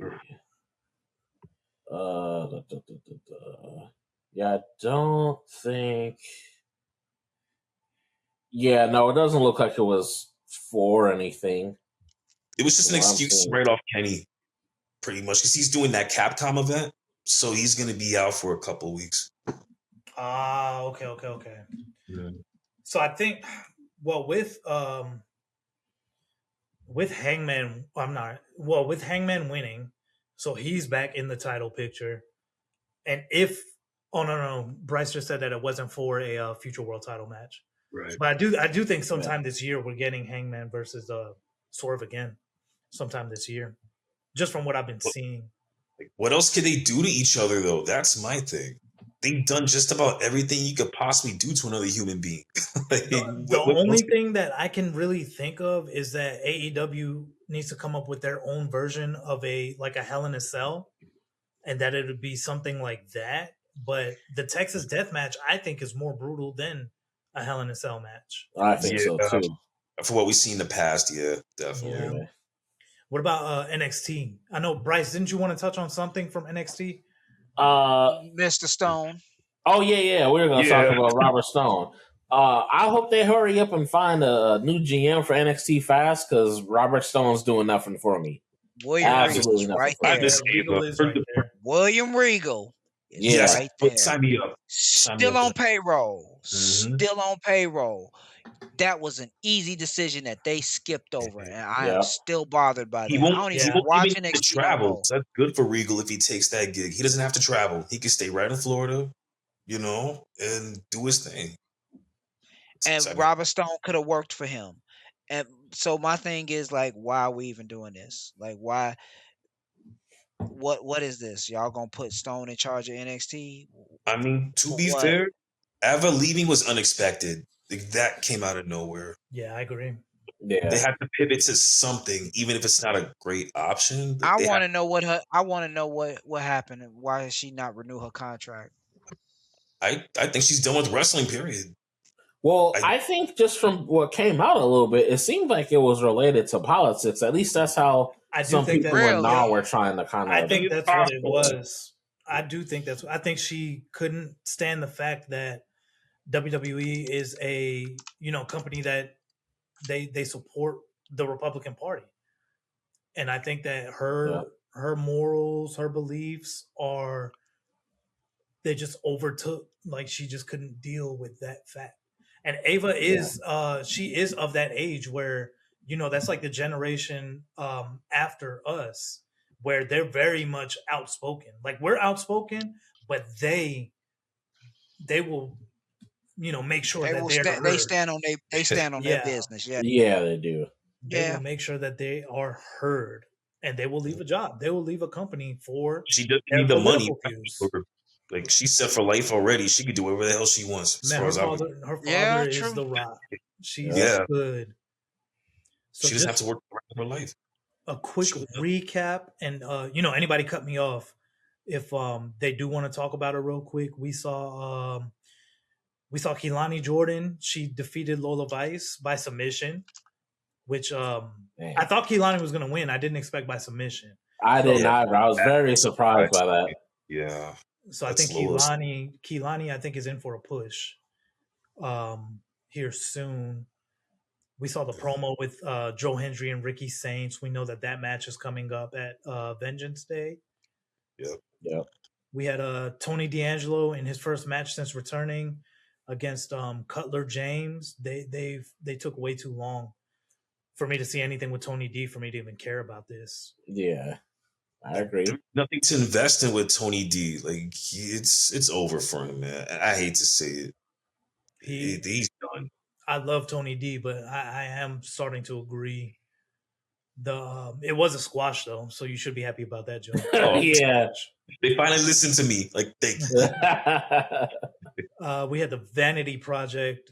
They beat OTM, the Culling, and Hank and Tank to get a tag team title match at Vengeance. I believe it's going to be at Vengeance Day. But they became number one contenders to the NXT tag team titles. I'm still giving Vanity Project a chance to grow on me. I think they're going to win the titles. You think they do win? I think they're winning. Yeah. Dark State, they've had those titles too long. It's time. Anybody but Dark State, and like we mentioned in an episode or two ago, we keep forgetting Dark State's even tag champion. Yeah. So anyone but them winning, I'll take. If you took Dark State off of TV, you wouldn't even feel like they were gone. Like you wouldn't even notice they were gone. Yeah, exactly. like Theory. Yeah. No, not like Theory. You motherfucker. Don't be talking about my guys like that. Don't talk about my guys like that. No, your guys suck, bro. Our focus is Dion Lennox getting to the NXT Championship, and to do that, we got to sacrifice the tag titles. And he has potential. He has some potential. Dion Lennox is good. He's good. Yeah, he is good. If you gave me Saquon Sugar's mic skills with Dion Lennox athleticism, like I think you got a solid wrestler right there. Oh yeah, I like that. Yeah, I agree. Saquon Sugars is clearly the best on the mic. Dion Lennox is the best athletically. He still needs to polish his in-ring skill. I think he's kind of like like a brute. He's strong, he's fast, and he just throws people without making sure that they land in the right spot though. Yeah, he's rough around. He reminds me of one of those. We had I'm surprised y'all didn't want to talk about this. We almost had the divorce. Oh, it's man. too heartbreaking to talk about it, man. Like for all you viewers out there, we love this couple to death. Like Zaruka is like the best part of the show, arguably. And anytime they fight, we're in chat saying like that's. I'm conflicted because while I love the couple, this couple's existence has flown in the face of what NXT promised us with Zarya. Yeah, I agree. I agree. I see what you're saying. Like the video promos we were promised, the female version of Brock Lesnar. Beast. Right. They put these video packages together. We didn't make this up. We didn't send in tips to tell them what to put in the video package. Right. They did this.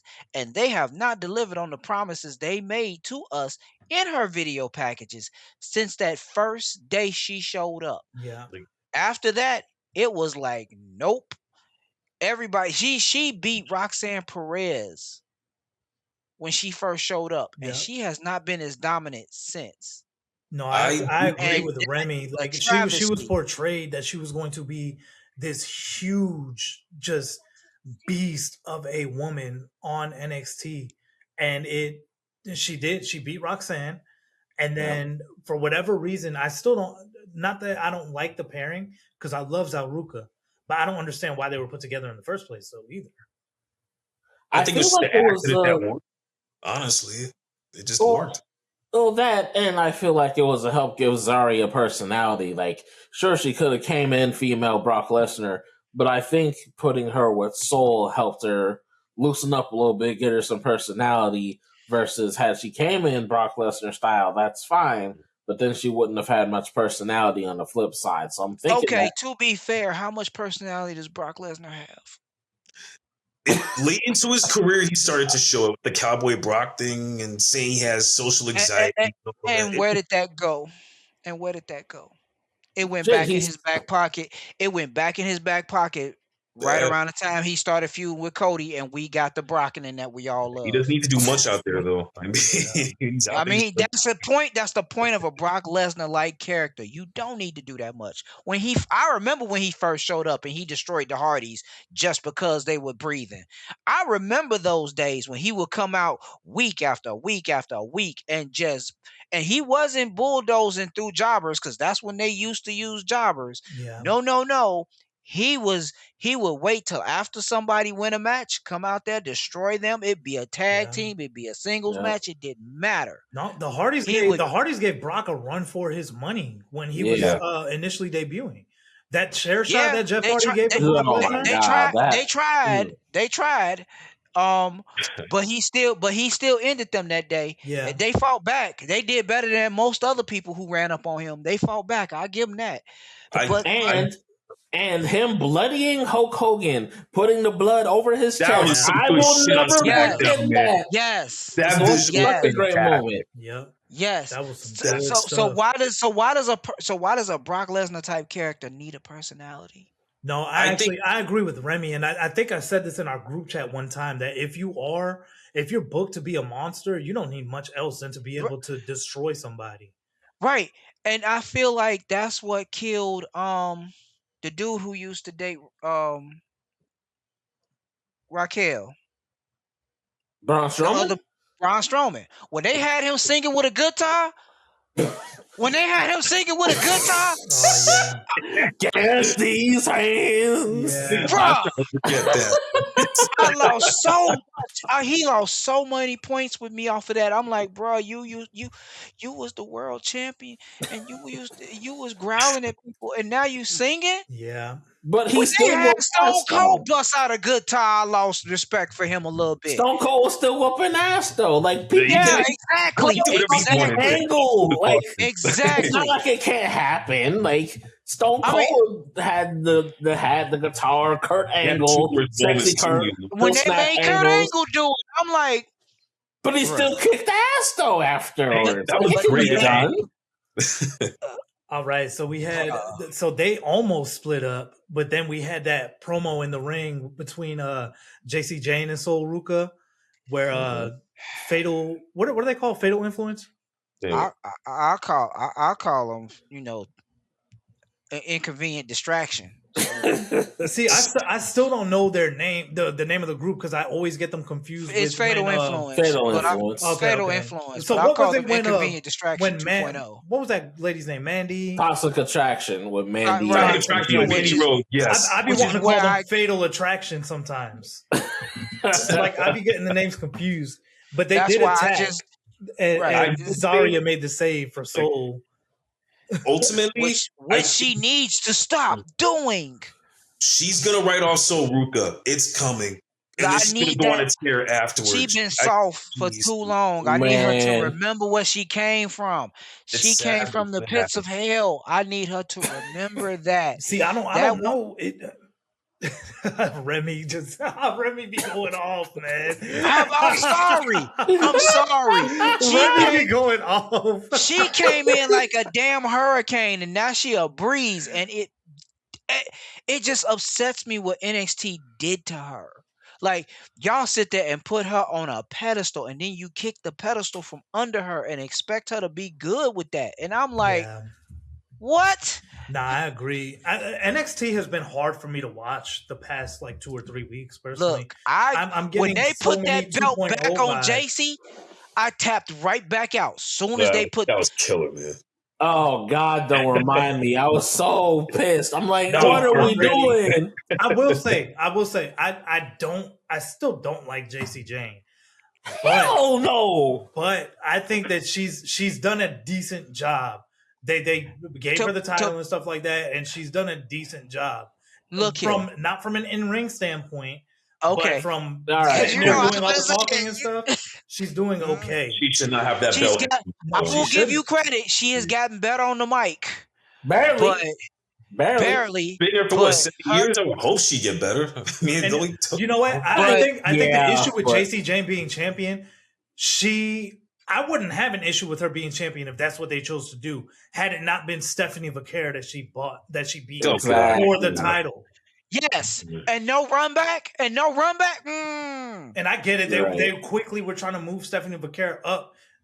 Stephanie Vaquer probably shouldn't have been on NXT to begin with. But I agree. Y'all put her there. Y'all put the title on her. Y'all couldn't think of anybody better to take the title off of her besides JC Jane. And I Fallon really think was right there. But it comes off like all they did was, all right, we got to get Stephanie up to Raw. Boom. Let me look at the sheet. Who's been here the longest? JC it is. Like, Fallon was right there. Right there. I'm going to be right literally get my charger real quick. Literally standing next to JC was a more capable wrestler. Yeah, I agree. Yeah. I agree. And I think that NXT women's division did take I don't want to say they took a big hit because they got some hoopers in the mid card right now. You just got to get them up to the main card. Exactly. You've got like Keilani Jordan and Lola Vice just put on an amazing match. Look. Keilani should be. She has held the Knockouts title. Yeah. She should be next in line to hold that belt, if not Sol Ruka. Absolutely. I'm sorry. She should have been at the top of that food chain. I don't know why she's still in the mid card. She held the TNA Knockouts title. And to be true, and she won it, and she got it from her mentor. Sol Ruka may benefit from a Bianca Belair type situation. Never hold the NXT women's title, just go to the main roster and do some damage. Hey, you don't necessarily need to have the belt before being called. This is true. But Keilani has held every other belt. Yeah. Keilani could she could be next. She has held every other singles belt they offer there. Even a title from another promotion. Yeah. And walked around NXT with that belt like she owned it. She wasn't skittish about it. She owned it. And it's not like she can't go in the ring. It's not like she can't go on the mic. Yeah. She is ready. And I think she been ready. She been ready since last year. And again, they passed her over for somebody who wrestles so stiff. We had to give her a name, Planky. That's not why I call her Planky. She ain't got no butt. Yeah, exactly. The name has. Trust me, I have multiple reasons for calling her that. You are right. She built like this. Yes, exactly. Yes. She built like a 2x6, like I say every week. But she moved like one too. Sure does. Yeah. Watch her matches. Watch her matches. Like we know that Sol is going after JC, but at this point, Sol has been on Saturday Night's Main Event. Right. She was in the Rumble. She's been in pay-per-views. She has been in pay-per-views outside of NXT. Why is she not? Again, she's ready too. Like that's why I'm like. No, JC could not have been the only choice for the title. Well, no, that's why I'm saying I don't think she may not ever win the NXT title. She at this point, if she's this close to probably being on the main roster, it doesn't make sense to put the title on her. But what I'm afraid that they're trying to do is if they don't have JC drop the title, that they're going to try to use her to beat Mandy's record. Ugh. Oh, I know. No, please no. I know. What was Mandy's Believe wait, hold me, on. I don't like it. Didn't Roxanne already break Mandy's record? I thought Roxanne already broke it. Break the record with somebody else, not Plank. I don't know. What was the record? Let's find out. The Mandy was longest. One of the longest reigning NXT women's title. Yeah.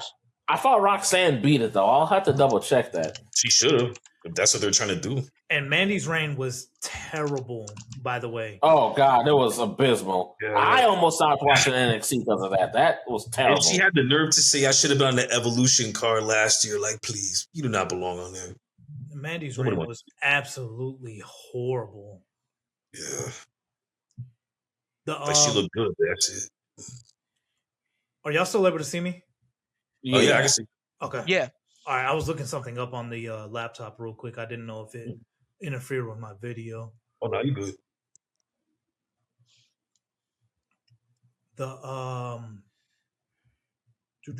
Roxanne didn't beat it. I mean, if you combine her title reigns, maybe, but no, she didn't beat it. Oh. Mandy is holding at 413 days. How many more days does she need to break the record? They saying Roxanne held it for 385. Oh God, over a year. 384 is what WWE recognizes it as. Well, I don't know. I don't know if their goal is to have JC Jane beat some type of record, because if they do that, I don't think she would have ever lost to. She would have never lost the title to Paxley, even if it was for that short reign. Have Zarya break the record. Might as well. I think no. Zarya done got a taste of Saturday Night's Main Event and the other pay-per-views.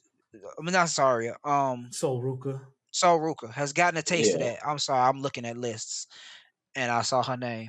She don't need to break that record. She need to go to the main roster.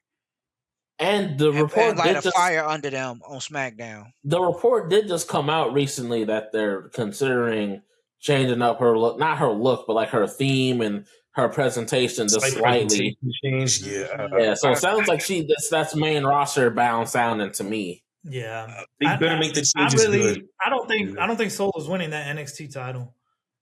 Initially I thought Stand and Deliver, but really when I'm thinking about everything and how much she has been on main roster, like special events, PLEs, and things like that, she's ready. I think they know that she's ready. They've already done the testing. It doesn't make sense to have her win the NXT Women's title and possibly only have like a really short run and then go up to the main roster anyway. Then you run into who's going to beat Sol Ruka, and are we going to have this same situation where whoever beats her, we're looking at them like, why the fuck did you beat Sol Ruka? Like we look at JC Jane for beating Stephanie. Right. And when Becky Lynch was called up, she never won the NXT title. And she did just... Bianca Belair too. And look, Bianca Belair is one of the, she has some of the most accolades in recent, women's superstar history. Absolutely. Mm-hmm. All right. We also had the NXT North American Championship match. I actually thought Shiloh Hill was going to win this.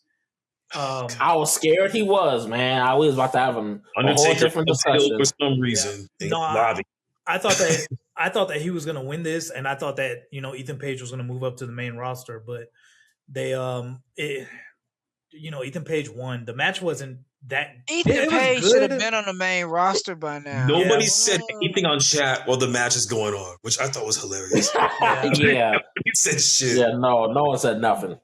Like Shiloh Hill. What I don't like about Shiloh Hill is the personality and the character. Like, it's not doing anything for me. He's decent in the ring. I'll admit he just that. rambles too much, man. I hate rambling promos. Like that needs to stop. And Ethan Page, like, I'm a huge fan of Ethan Page. That man is good on the mic. He's good in the ring. He but it looks like we're heading back to another match. Well, have they had a match? Him versus Orton Jr. Stephanie's boyfriend. Damn, he ain't even got no Miles name no more. Bourne. Y'all hate him. Miles Bourne. Y'all hate him. Yeah. You don't have a name. Yeah. Y'all See, I you're lucky thought I was he can't hear you bad. right now. Bad. Oh God. Y'all like he can't hear Miles this Bourne, conversation. I think y'all like you ain't got no name. No. he came out after Ethan won and had this vicious attack on Ethan Page, and Ethan Page got an assist from the Vanity Project for some reason. They've kind of been loosely aligned for a little bit now. Barely, yeah. They must have big plans for this Vanity Project.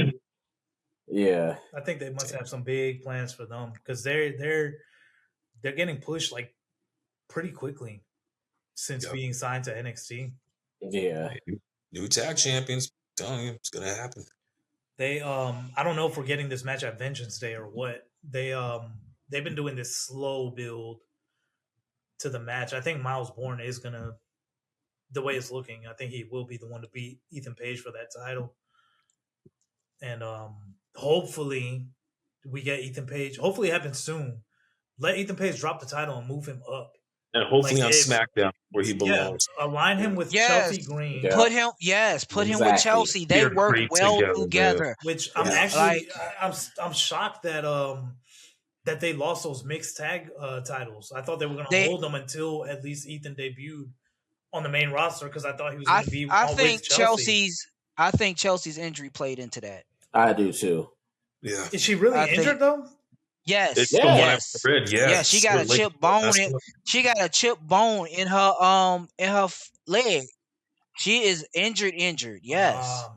Because I heard them kind of hinting during SmackDown, like, "Oh, I didn't see her get injured." Like I heard them hinting at that. It's like it happened the night before she was supposed to defend that AAA title. Yeah, it was on SmackDown. It was during her qualifier match. Yep.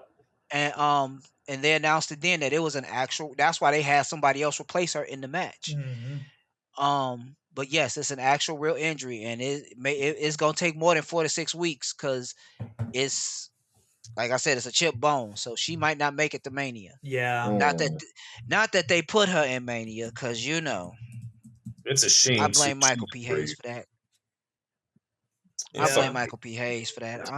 They need a changing of the guard. They need a serious changing of the guard. Really They do. Yeah. Anybody older than 50 that's still there trying to make decisions about the women's division need to pack it up. Right, like Vince isn't there anymore. So they still want that diva style stuff. Exactly. They still sneaking that in there when we've had real matches, whole pay-per-views that had real matches with these women, and you still trying to sneak in diva stuff. Like, dude, that is not why they're there anymore. That era is over. Evolution showed exactly why that era does not need to come back. Yes. Exactly. So I guess that can lead us into SmackDown. If my laptop will work. So SmackDown opened up with... Oh, it was on Sci-Fi again. I keep forgetting it was on Sci-Fi. Yeah, the Olympics monopolized some stuff. So they did show, they had... they've got a habit now of showing all the superstars walking into the arena. Yeah. And everything like that. But we started the show off with a segment with the big three that we seem to have a segment with to open SmackDown every week now. We had Cody Rhodes, who got interrupted by Jacob Fatu, I believe, and then Drew interrupted later on. I actually missed this segment, so one of y'all. I missed like half of it too. I think I missed it too. I was behind. I didn't start watching till like 15 minutes in, so I missed that. All right, so let me read this real quick to see if we can really quickly see what happened. I know I missed the entire segment. I was having issues with my TV. So it says that Cody Rhodes, he made his entrance to a big ovation. The fans were singing his song. Cody asked, "What do you want to talk about?" and was instantly interrupted by Jacob Fatu. Fatu was looking angry. He told Cody that he wouldn't be out here talking about Elimination Chamber if it wasn't for Drew McIntyre. If we remember, Drew McIntyre did give the assist to Cody winning that qualifying match. He told Cody that he was walking out. Oh, Fatu told Cody that he was going to win the chamber match, but of course, Drew McIntyre, Fatu wasn't even involved in the ending, to be truthful. Drew powerbombed him through a table, right? Yeah. Yep. Yeah, so he was kind of involved in that ending. All this came out. The fans were booing all this. He's always ruining all the fights and stuff that we want to see. All this said that there's too much at stake. He can't have them fighting. Drew McIntyre was supposed to not be on SmackDown. He was given the night off by Nick Aldis, but he ended up buying one of the skyboxes. So he was there. That's how he ended up interrupting. Looks like Cody and Fatu did get into an altercation that security ended up breaking up. So it's pretty much the same thing, like I think that we've been seeing over the past couple of weeks with a brawl involving these guys. Yeah, more or less. Yeah. So that was I don't think we're going to see anything drastic change with that storyline until Chamber. I'm predicting Cody to win the Chamber. So I don't know who y'all are predicting, but I think Cody is going to win the Chamber, and I think I got Cody winning. Yes, that's the safest bet by far. And that speaks to the whole. It's so predictable right now. Yeah. So them putting Trick in the Chamber. I'm glad that's happening. Yep. So after that, we had there was a video package showing the MFTs. They won that 10-man tag match last week. I'm gonna try not to get started on the MFTs because that'll just end that shit, please. Yeah, I need that shit to be done. But we had a match. It had to be a non-title match, but we had Tama. No. I'm sorry. That was the end of last week's match. Tama Tonga actually pinned Carmelo Hayes for the MFTs to win that match. Yeah, he beat Dragunov on Friday. Mm-hmm. Yep. That surprised me. Like, they're really pushing Tonga lately. I was very surprised. I was like, they're really trying to put something behind them. I don't know. They might put him in the U.S. title picture. That's because he talked about winning the belt anyway. I think that's where this might be headed. Yeah, no, I do. I think that is where we're heading, and I do think. I know a lot of people don't want to hear, but I do think Tama is going to end up winning the U.S. title at some point soon. It looks like we're kind of sort of building Tama Tonga up to leave the MFTs. Yeah, and that's what I've been thinking too, just with the promos. Exactly, I was just about to say that. That's what he's been wanting to do for the past couple of weeks now. He wants to leave. And we'll get into that in a little bit because there was another, little conversation, a backstage piece. But we had, what did we have? Oh, we had Tama Tonga versus Ilya Dragunov. This was every Ilya match is good in my opinion, even if his opponent is not. Yeah, it's pure intensity, man. Like you just feel like he's gonna kill his opponent every single week. I love it. We had, I thought this match was good. Tama Tonga, I'm a big fan of his, but I do acknowledge the fact that he's not the best in ring, not compared to some of the other people that WWE has to offer. But I am a fan of Tama Tonga, and he did take the win here, which I didn't think was going to happen. I thought that Ilya was going to take the win because initially I thought that Ilya was heading back towards his towards a match with Carmelo Hayes for the U.S. Championship. So I thought Ilya would take the win here, but it happened to be Tama beating Ilya by pinfall. It wasn't a disqualification or anything like that. So I think with Tama having already pinned Carmelo during the 10-man tag last week and then getting a win over Ilya, who's very much in the U.S. title picture, I think that Tama Tonga is being pushed at this point. I think it's safe to say that he is receiving a push. Yeah, absolutely.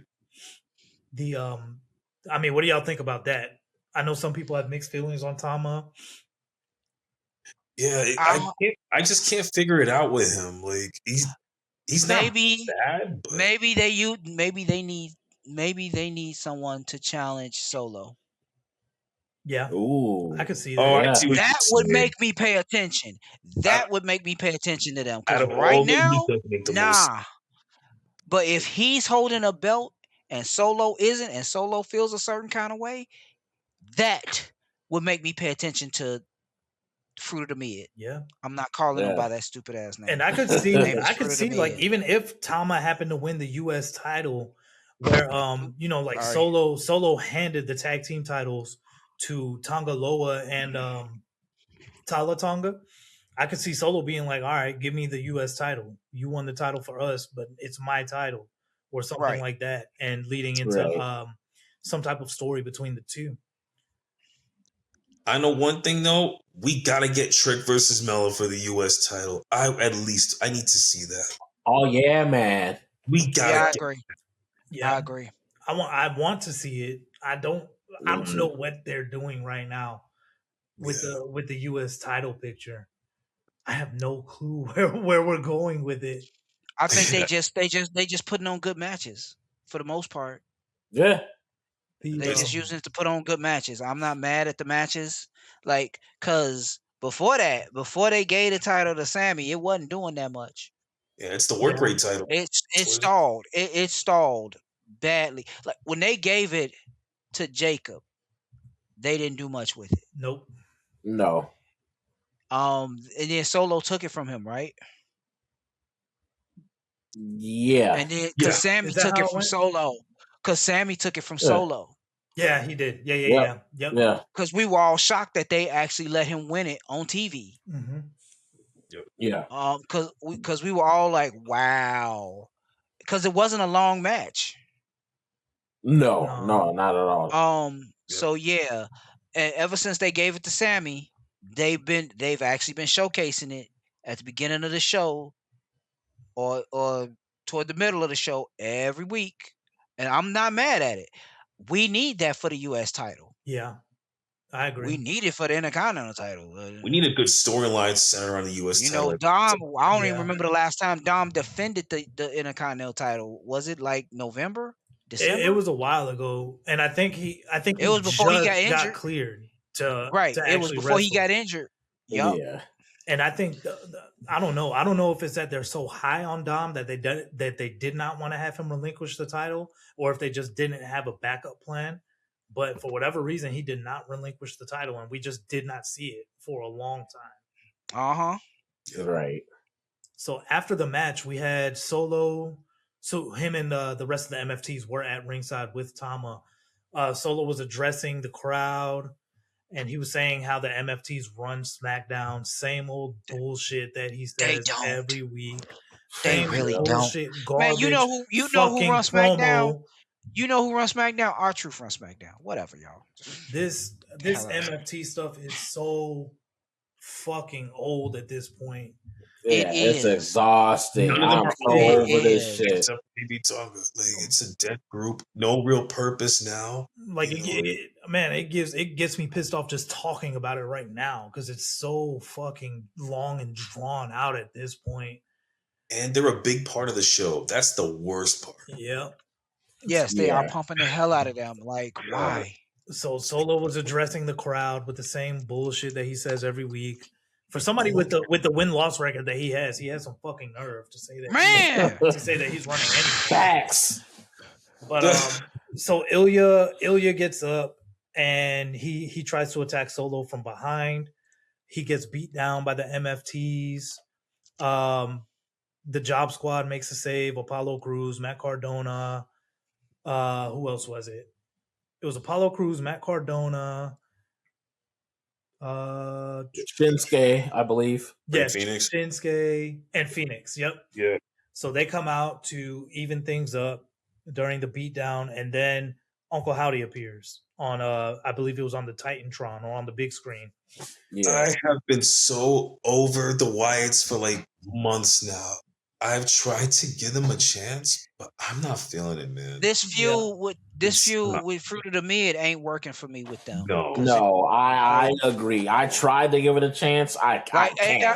Like when they stole the lantern, I was like, okay, but what are y'all gonna do with it? Exactly. You see what I'm saying? Like, what do you do with this? Like now show me you that shows some promise, but not now follow through, and they didn't follow through, and I'm like, at all. God. None of the Wyatts have any real story. They're just there to have matches and look spooky. Like they don't do shit. Like, and even that, the looking spooky, it doesn't look spooky anymore. No, they look corny. Like Undertaker and Kane, they look scary. They were supposed to be some type of supernatural entity, and then they go out there and they get whooped on just like everybody else. Yeah, it's terrible. Yeah. They're hard to.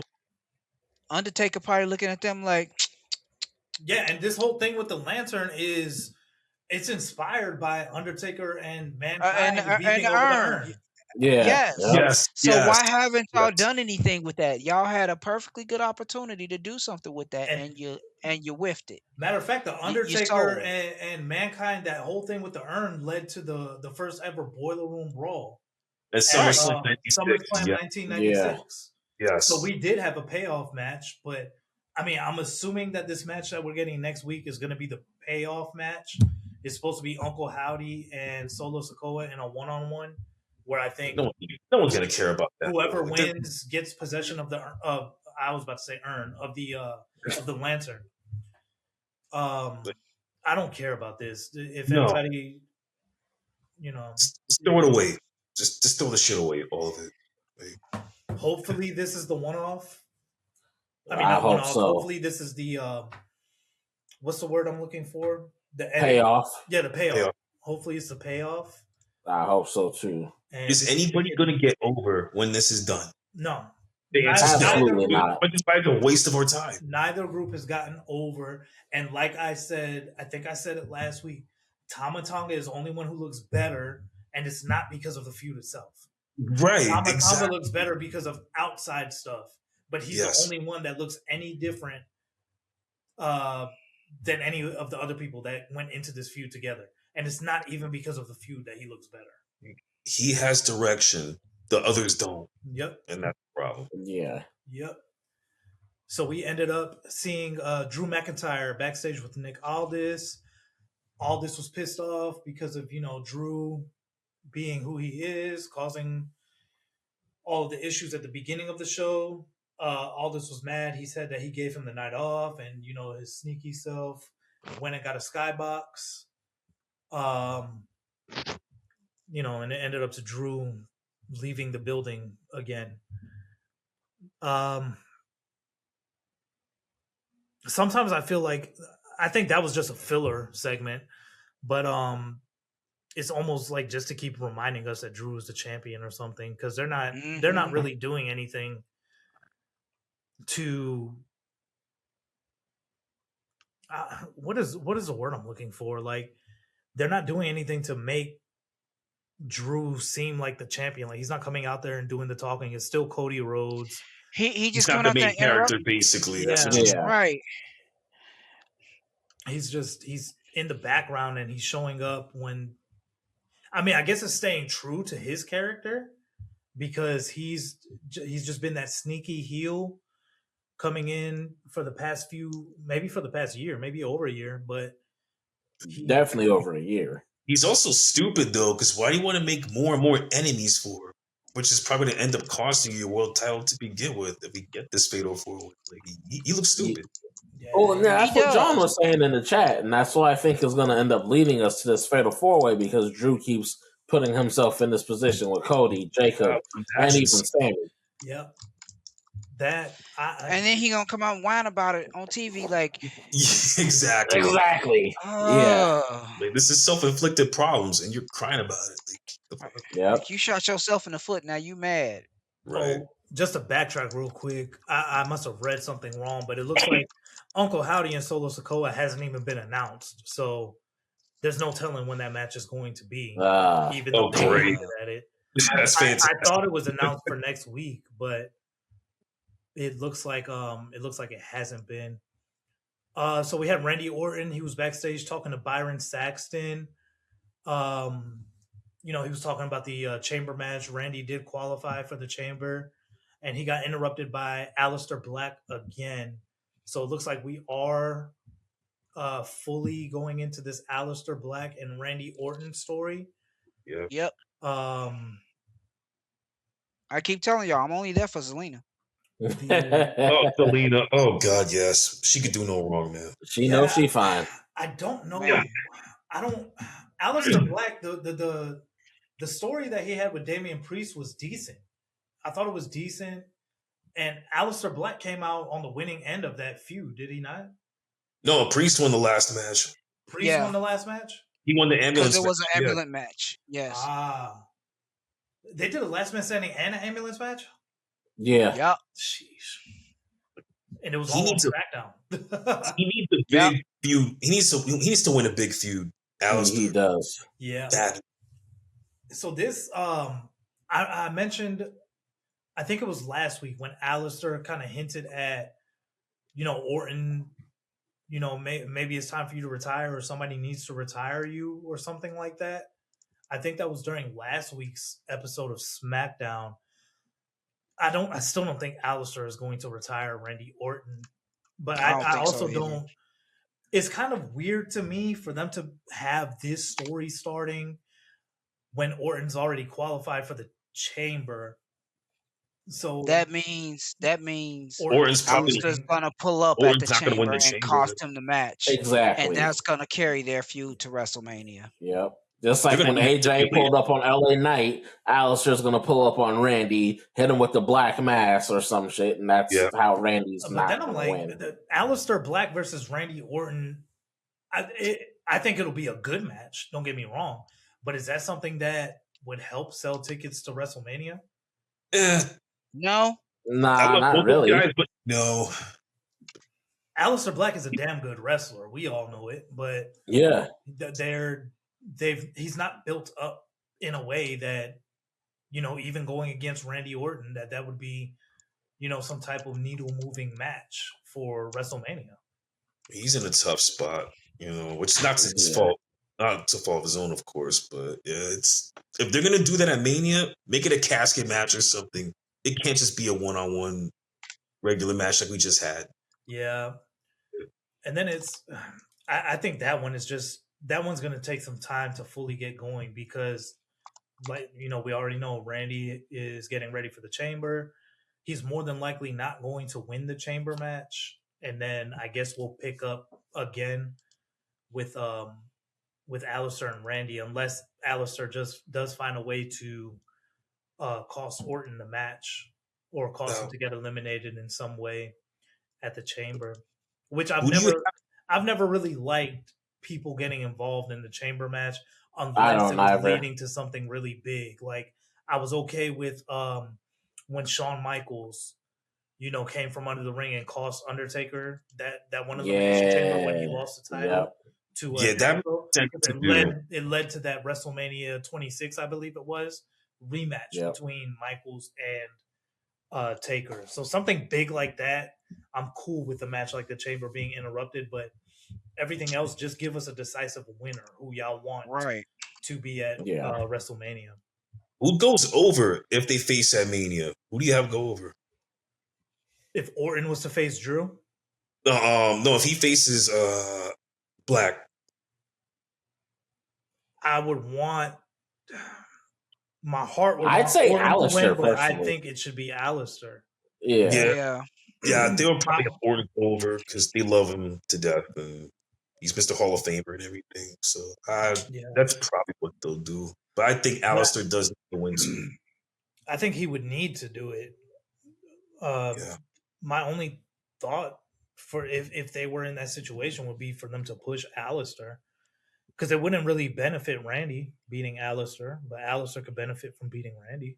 Yeah, they can't just stop it right there. They have to have him go on a tear. I agree. If he goes over Randy.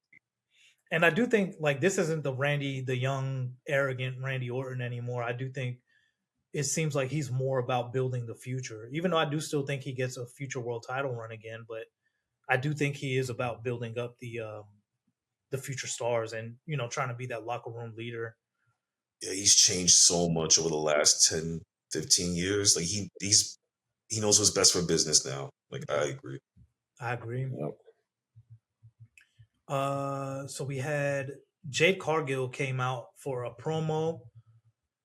I think Jade Cargill is good on the mic. I do like her promos. When she talks, I listen. So she pretty much hyped herself up. She beat Jordan Grace. What was the line that everybody's probably gonna remember? 100 days as your champion, and I'm still that bitch, I think is what she said. Yeah. My time and all. Yeah. Like she was going out the marks online, would be complaining about, her lack of tile defenses. And everything. So she said, I think the key takeaway from this segment, though, was that she said that Liv Morgan, she said something similar to Stephanie, that if Liv Morgan picks her, she's going to lose at Mania. It was announced that Liv Morgan would make her decision on this coming Monday in Atlanta on Monday Night Raw. And Jade Cargill said that she will be there in person for Liv to make her decision. So we will see Jade Cargill on Monday Night Raw. I'm assuming it's going to be all three of them in the ring with, Liv deciding who she is going to challenge at WrestleMania, which I still think is going to be Stephanie. The story is just there. Because what's the story with her and Jade? There's no real story there. Like, it just makes sense for it to be Stephanie. It's just the it really don't. The only story that they really have there is just the fact that Liv won the Rumble and Jade is one of the champions. They don't really have anything other than that. Yeah. So Jade was leaving. She was heading back up the ramp, and we heard the Queen, Charlotte Flair's music hit. Woo! And she's been glowing. She has. That's probably for a different episode if we wanted to discuss it. But her and Andrade seem in a much better place. I just think I don't think their relationship. I think they were forcing it to work, and I think they're just both in a happier place. I'm just glad both of them are in a better place now, and there's no bad blood. Yeah, I agree. Yeah, but Charlotte came out. She she didn't interrupt Jade. She just started coming out to the ring while Jade was leaving. And we saw this face-to-face between them, which we've seen one before that got a pop when Jade, it was around the time Jade first debuted in WWE. Yeah. They had a face-to-face and they got a pretty nice pop. And this one did as well. It got a good pop from the crowd. That was them testing the waters for this. Yeah, they need to make that happen. It'll be great. Which is why I was shocked that Charlotte didn't win the chamber match, because I felt like that was like them. I felt like that was them telegraphing this to us, because that they can be obvious when they want to be. And I was like, oh, y'all setting this up already, huh? Okay, bet that means she finna win this triple threat match. Yeah, and she didn't. And I was like, wait, what? Yep. They bumped into each other and they got face to face, and that led, like Remy said, it led right into the elimination qualifier match with Charlotte. Mm-hmm. It was Charlotte, it was Kiana James and Nia Jax. Yeah. Right. Yeah. So this is actually a big talking point. And again, I'm not mad about that outcome. Like, I'm not mad about the outcome because she, like I said, she's improved, and they've noticed that she's improved enough to put her in the title picture. Even if it's adjacent, they putting her in the title picture. So I can't really knock her for she at least trying. She improving. She ain't like top tier in the ring, but she better than she was when she got there. When they pulled her up from NXT, because I felt like she wasn't ready when they pulled her up from NXT. Hell no, she wasn't ready. I still think she should have stayed in NXT. I still don't think she should have even won this match. I think it was Charlotte's for the taking. Yeah. Why they went with Kiana, I don't know. No, hey, you know I ain't like Kiana James. I mean, I hate, recognize hate. Yeah, exactly. I see where your vibes come from. I know. You've heard me on this podcast. You know who I hate. Yeah. I get it. But dang, what did Kiana do to you? She has not impressed me. She's been doing the same gimmick she was in NXT. No, she ain't. No, she ain't. Remember, she had like 3 PhDs and 5 doctorates at first. So at least they got rid of that. Because remember, it was Kiana James, and she had like 4 titles behind her name. Remember? Oh, okay, yeah. And she used to come to the ring that. with a briefcase because she had used that briefcase to attack people before. So she has changed her gimmick from NXT. Her nickname wasn't one of her nicknames like the corporate woman or the business woman, something like that. Yeah. Oh, some weird shit but like she that. had because it wasn't PhD behind her name, but she had some made up initials behind her name. I'm like, those don't even exist. Yeah. Who made this gimmick for you? I wasn't too familiar with Kiana James before she got paired up with Julia and showed up on SmackDown. I wasn't too familiar with her. I don't think I was watching NXT at the time that she was there. We didn't like her on NXT because it was like her gimmicks. They had like 2 or 3 gimmicks for her before they pulled her up to the main roster. And they wasn't really doing much with her before she went to the main roster. Because when they brought her up, we were all like, "Why?" Yeah, we all had a collective. The hell is this? Right, like James all people. Because it was during that last draft, wasn't it? Yeah. It was during that last draft, and huh? And you know what? The match was not bad at all. I enjoyed it. Matter of fact, we was all about to write a letter to HBK, like, bro, exactly. What is you doing? Like, what is going on? Her of all people, right? Like, did you lose a bet? Like, what are we talking about here? And she sucked when she had like maybe 2 matches on Raw, and then she got injured. That show's trash. Yeah. That was before the Netflix deal. They're gonna push James after this match though, because if they don't, then her being in the chamber is a waste of time. Let's see what. Look, they pushing the newer talent. That's all I want them to do. But they need to. That's all I did say that I was impressed with Kiana during the Royal Rumble. I did see some. I saw some improvement with her in-ring work during the Rumble. Bruh, and she had a good show. I'm gonna find the episode. I'm gonna find the episode, her last episode of Raw she wrestled on, and I'm gonna tell you, if you look at that match and you look at this and you look at her performance in the Rumble, you will be even more impressed. I'm telling you, since she's been back, she moves better. She connects better. I don't know who got in her ear and said, "Hey, go tune that up," but she tuned it up. Well, she did train at Sean Spears and Tyler Breeze's school, Flatback, so I'm sure she probably got back. She probably went back there after she got back. I hope that's what happened because it shows, dude. That's all I'm saying. And it shows enough for them to put her in that chamber. They could have put Alba Fire in that chamber. Yeah, that would have been worse. Actually, I know. What? No. See, don't let the gimmick fool you. Alba can go now. I don't know. I'm not. She's a good but does she belong in the chamber? But she's firmly in that same camp with Chelsea where they don't let her. Yeah, exactly. And Alba Fire is one of my favorite women's wrestlers. She's good. She's just in a horrible situation right now with the booking. Honestly, at least she's on TV every week because that wasn't the case before they separated her from her partner. Yeah, and let her partner go for her before she joined that Secret Hervis. Yes. Yeah. So I will give them that. They at least got her on TV every week and in some matches. But I think I think with Kiana James also with her, like I've seen some improvement. I think a lot of people forget that some of these main roster stars, they do still train at the Performance Center. Right. They still go back to the Performance Center when they not. They have opportunities to still train, and her training is showing. What works against Kiana, I think, though, is she is paired up with Julia.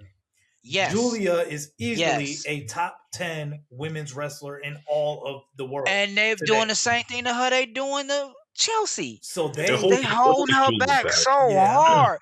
But it's like they got 20. They got it's like weighted training for her. They got weights on her legs, weights on her arms, and they expect her to go out there and move. Yep. Yeah, but the thing that worked against, or this is just my opinion, of course, Julia did not qualify for the Elimination Chamber. I'm mad that she did. So people are going to look at that like, okay, out of these two in this team that you have, Julia didn't qualify, but you had Kiana James qualify. So they're instantly going to look at it in a negative light. And I think that's what I did at first too. I can see your point. I was like, really, Kiana James, but not Julia, and that was a big talking point in our group chat. I agree with that. That does not shine favorably on Kiana James. It definitely don't shine favorably on Julia. Because, like I said, they got her with training weights on, and it's getting on my nerve. It's been getting on my nerves for a long time. I don't know what the plan with Julia. Y'all keep sticking. Y'all stick her with this belt, but don't let her do nothing with this belt. Right. And then y'all letting other mid card title holders get in the chamber, but not her. And y'all know ooh. And I'm hoping that the thought process, like they need a changing of the guard in that writing room. Because I can guarantee that somebody was like, okay, Julia's not going to win, Kiana's going to win, but Julia is still the United States Women's Champion, so she's still good. Like, but she's not being booked as a champion. Exactly. That's not anything for anybody since it's been made. As far as I'm old enough to remember when the mid card title holder could freely go and challenge for the top title. Yep. TNA has it without right over on their brand. They have option C. If you're the mid-card title holder, you can cash in your championship for a world championship match. That's a very good innovative idea. That is a damn good idea. Yes, they should. It's like and I'm sorry, I'm losing my words because I'm so frustrated at WWE because they used to do stuff like this where they would have their mid card title holder come after their champion or their champion not like their mid card title holder and be like, I want your belt too. Yeah. Like the IC champion used to be, okay, you're ready for the world championship now. And the IC champion would face the world champion at times back in the day. Like they used to do that. Right. Yeah. All right. So the ending of this match, we saw Charlotte Flair had the figure 8 leg lock locked in on Nia Jax. It looked like Nia was about to tap out, and Kiana James, she snuck behind Charlotte. She got a crucifix pin in, and 1, 2, 3. Kiana James is heading to the Elimination Chamber. I love that finish. It was a good finish, I thought. I feel like she's improved enough and she's shown enough promise where this match will be good for her. I want to see her in that. It'll be a test for sure. It'll be a kind of prove yourself type of thing. I'm gonna win you over, UI Goku. I'm gonna win you over. I'm gonna win you over. So real quick, because you know me, I was right there with you. You know I didn't. Yeah, you were. Her. You sure were. I'm telling you, since her days in NXT, I couldn't stand her. Like she was coming up because I remember when she was coming up and when she had that feud with Fallon. Yeah.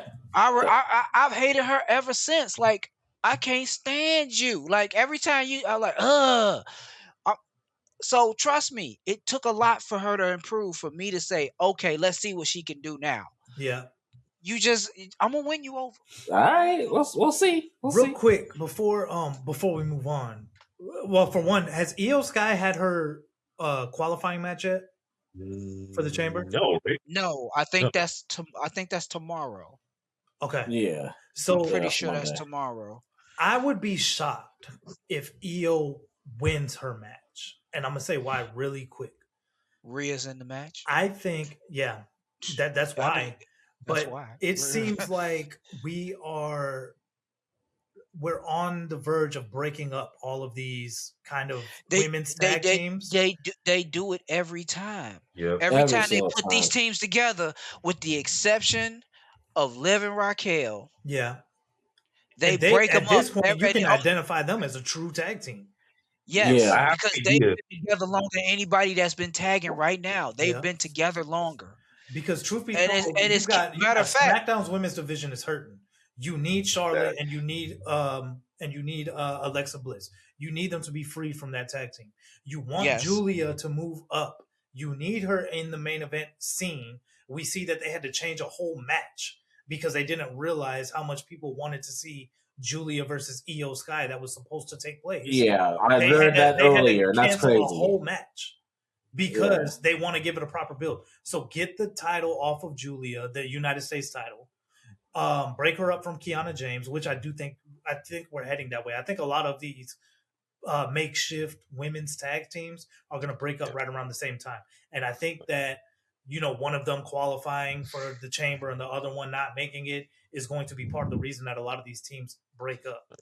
Mm-hmm. Does Io pin Ripley in the chamber and they can play off the, you still can't beat me type thing to lead up to a match at WrestleMania? Is that what they do? No. I don't think Io makes it in the chamber. I don't think if she does make it in the chamber, that's what I'm saying. Like, will they do that? I don't think so because that's basically rehashing last year's storyline. Yeah. I don't. We just did that. We already repeating the location. We don't need to repeat the exact same storylines from last year. So I'm hoping they see that and be like, we got enough repetitiveness in this already. That would be overkill. I'm hoping they don't do that.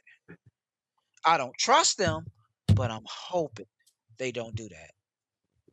Man, I hope not either. Yeah, I hope not either. So we had after. I'm still shocked that Kiana won.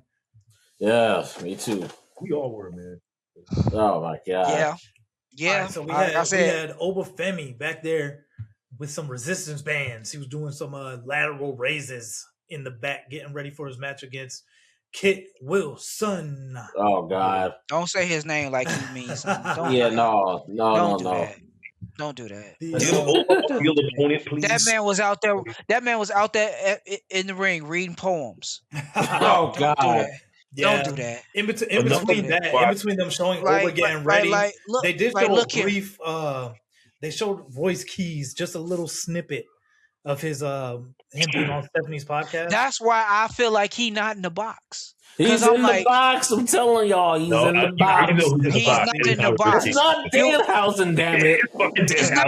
I agree. I agree. It's not Danhausen, but you don't put video promos for somebody when you trying to surprise us with them in the box. Also, you saw everybody surrounding the box trying to figure out who was in the box, but you got Ron Stoppable on top of the box crying. Man, that bullshit. They need to just stop with that. It's going nowhere, man. Yeah. Look, who did that sad act work for last? Who did that work for last? He ain't with the company no more. And Gargano might not be far behind.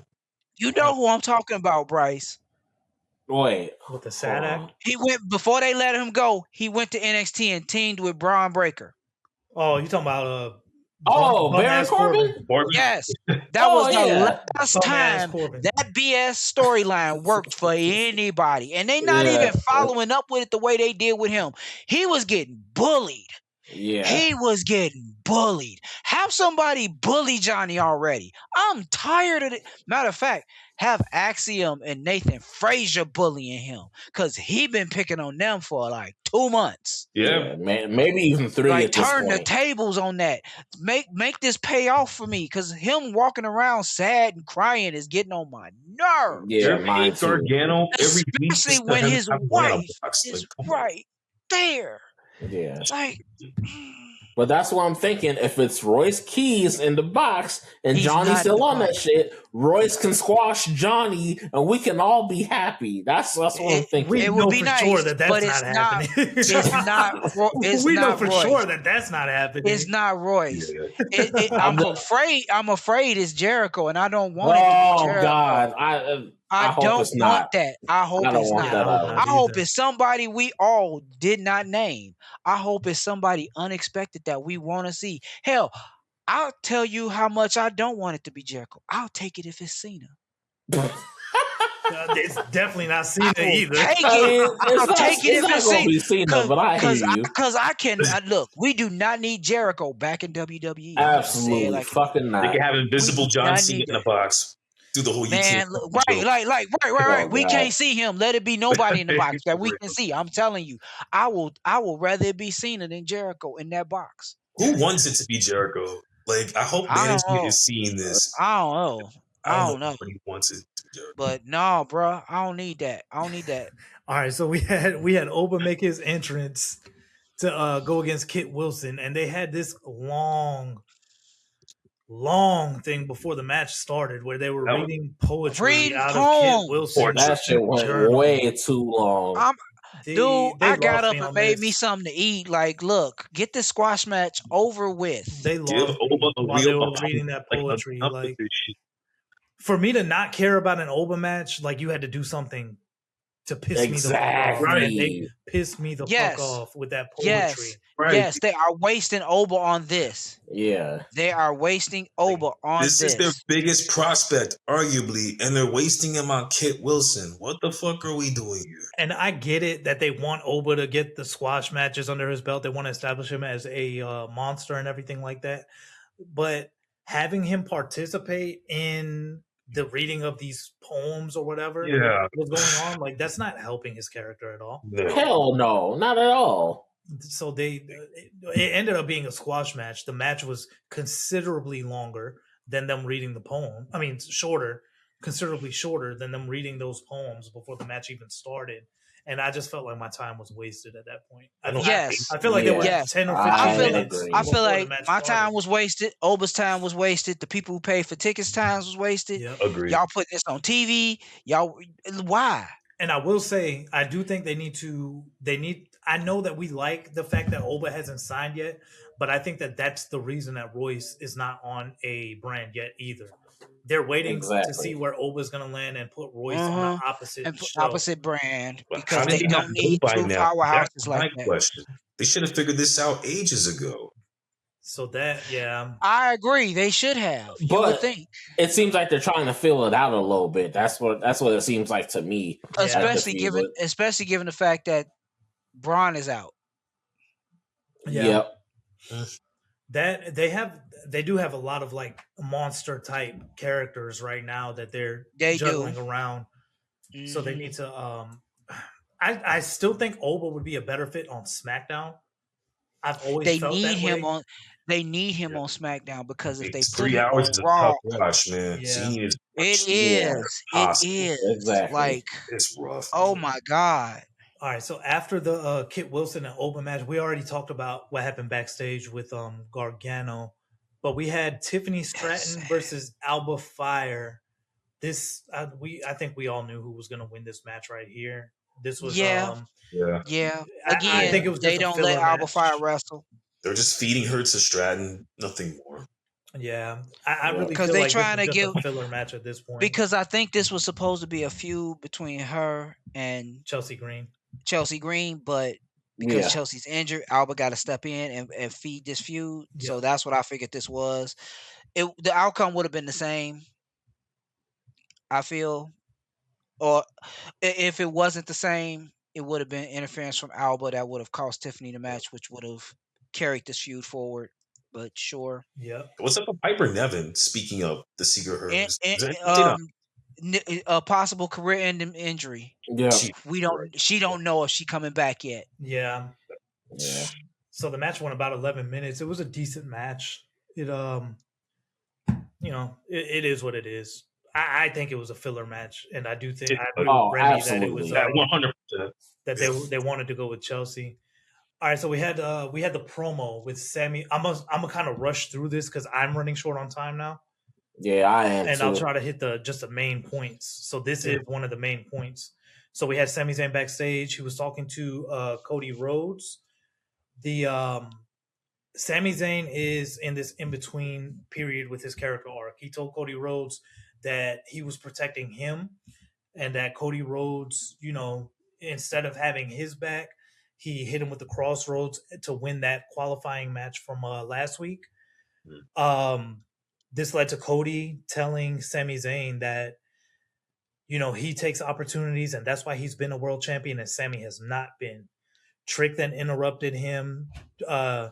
He told Sami that that he's going to do what Sami can't do. And that's, finish the job, win, go on to the main event of a PL, or go on to win a main event of a PLE. for whatever reason, this caused Sami Zayn to go and apologize to Cody Rhodes for their little verbal back and forth. Right. What do y'all think about this? I'm iffy on I it. hated that apology, man. I hated it. Yeah. I wasn't a fan of it. That's I feel like that segment should have stopped with Trick, but once Trick was done, Yeah, I agree. I'm like, why is he running behind him to go apologize to him? Yeah, I didn't understand that. Everything Sammy said was true. Stick to your guns. The fans are getting into it. Like, why are you running back to apologize? Like, people were either booing Sammy when he apologized. Yep. If you listen closely. I think that this, I think I said in the chat, I think me and Joe were talking. I'm not sure if you guys were up yet, but I remember, or I'm thinking that this is all going to tie into who attacked Cody Rhodes all those months ago. I still think, I'm sorry, who attacked Jacob Fatu. I still think that I'm leaning to Cody being the one who attacked Jacob Fatu. I think this is going to be Sammy's like eye-opening moment, like, oh, I've been helping out this guy who he'll never help me out or something like that. And I think that that's going to be what gives Sammy that drive to lead him to the championship in the future. I hope so, because right now he looked like a Cody fanboy. Like, oh, I'm so sorry, Master Cody. Like, he did.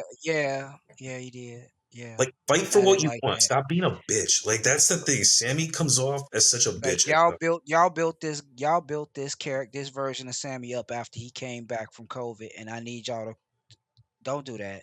Right. Don't exactly. Do that. The Bryce, what'd you think about it? What'd you think about it? So I'm so middle of the fence here because like I definitely want Sammy to get in this title match at Mania in this multi-man match. But man, I wasn't really a fan of how he went back to apologize. Like you were getting fired up with Cody and then you go back to apologize. Like it just seems so counterproductive for where they're trying to go with Sammy. Yeah, it does. I agree. I think the apology part wasn't necessary. Now, unless they can make some sense of why he did that, I don't know. But it could have stopped. I agree with Remy where it could have stopped after, Trick said that he's going to go out and do what Sammy couldn't do. Mm-hmm. And that whole interaction led us to the triple threat match between Carmelo Hayes, Trick Williams, and Damian Priest. This was a damn good match, by the way. Oh, yes. Yes, it was. They was putting on a show for us on that one. Yeah. I think that this was match of the night for me. And I said in the chat, and I kind of want to clear up what I meant.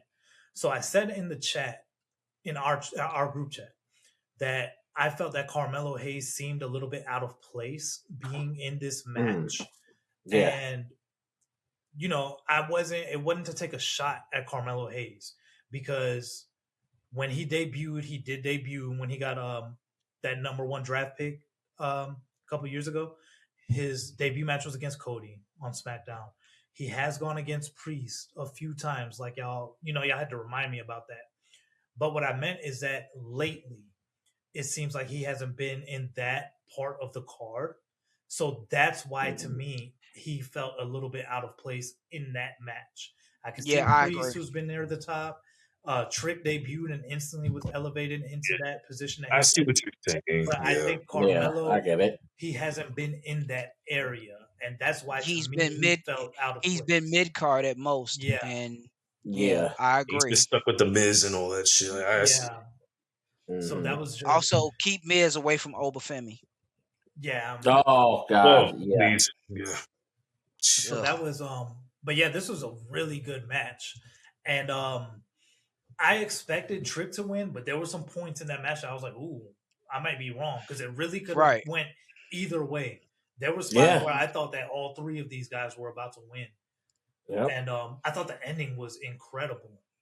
I thought the ending was really, really good. Oh, that was so good.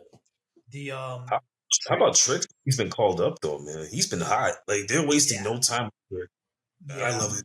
Good, and that's the way it should be. Man, yes, Trick has I want to see Trick in that chamber. I'm glad he's in that chamber now. Me too. Trick Williams has the look. He has the theme. with a chant that they didn't have to establish. They already had that from NXT. He was main roster ready last year on NXT. Yeah. I'll give you that. Yeah.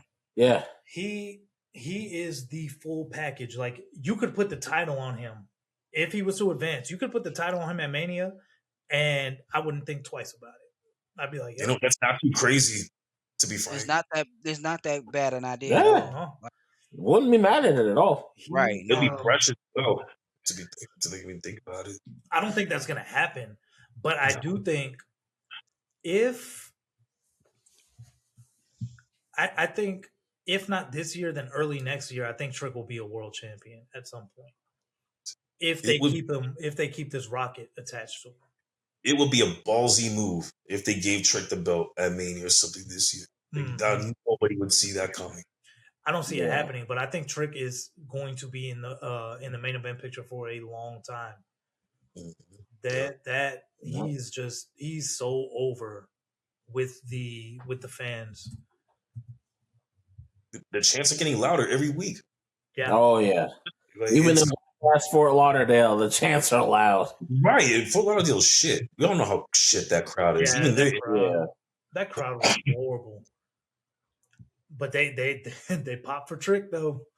Yeah. Oh yeah, they do every week. And that's the one thing. The like Trick being an African American male wrestler, but when they pan to the crowd during his entrance and you see all of the white people yelling out "whoop that Trick" like that, you know that you have a diamond. You know that you have something there. When you see all those white people out there yelling "whoop that Trick." I don't know if y'all remember in London, the first guy that they showed in the crowd when Trick Williams came out, that man was all into it. Oh yeah, I remember that. He was all into it. That you got a superstar in Trick Williams, and you better not fuck this up, WWE. Exactly. He's everything they want. I don't see how they could fuck him up at this point. Man, NXT worked for Javon Evans, for Obafemi, and for Trick Williams. If you got nobody else to prove that NXT works, look at those three right there. Well, I heard it doesn't work from certain people. Right, it's a developmental brand. It doesn't work. They don't put out real wrestlers. Like we know who we hear that from. And now those same people, it's just doing what it's supposed to do.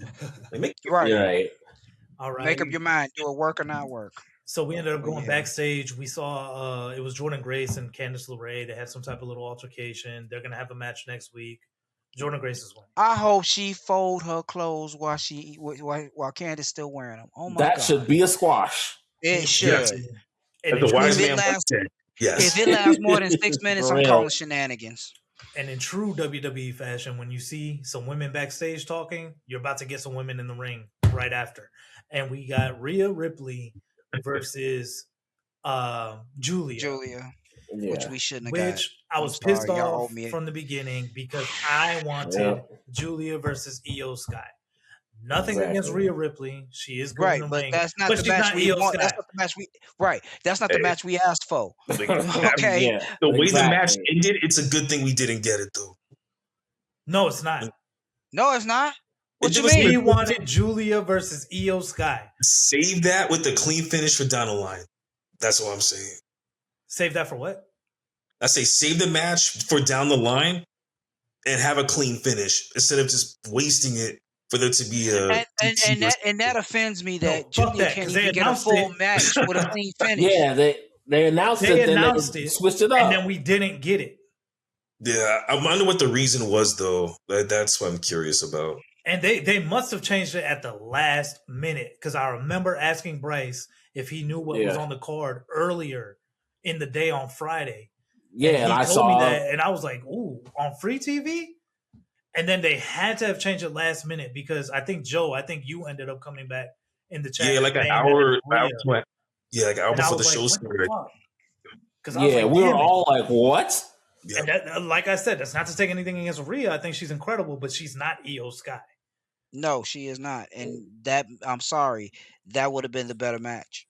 It would have. I guess I understand why they would want to change it if you think back to, I don't know, Stone Cold versus Brock, and Stone Cold literally left because they didn't build up to it. So if they look at it, if they look at it with that lens, I guess I get it, but it still sucks we didn't get that match. But a match like that doesn't need build up.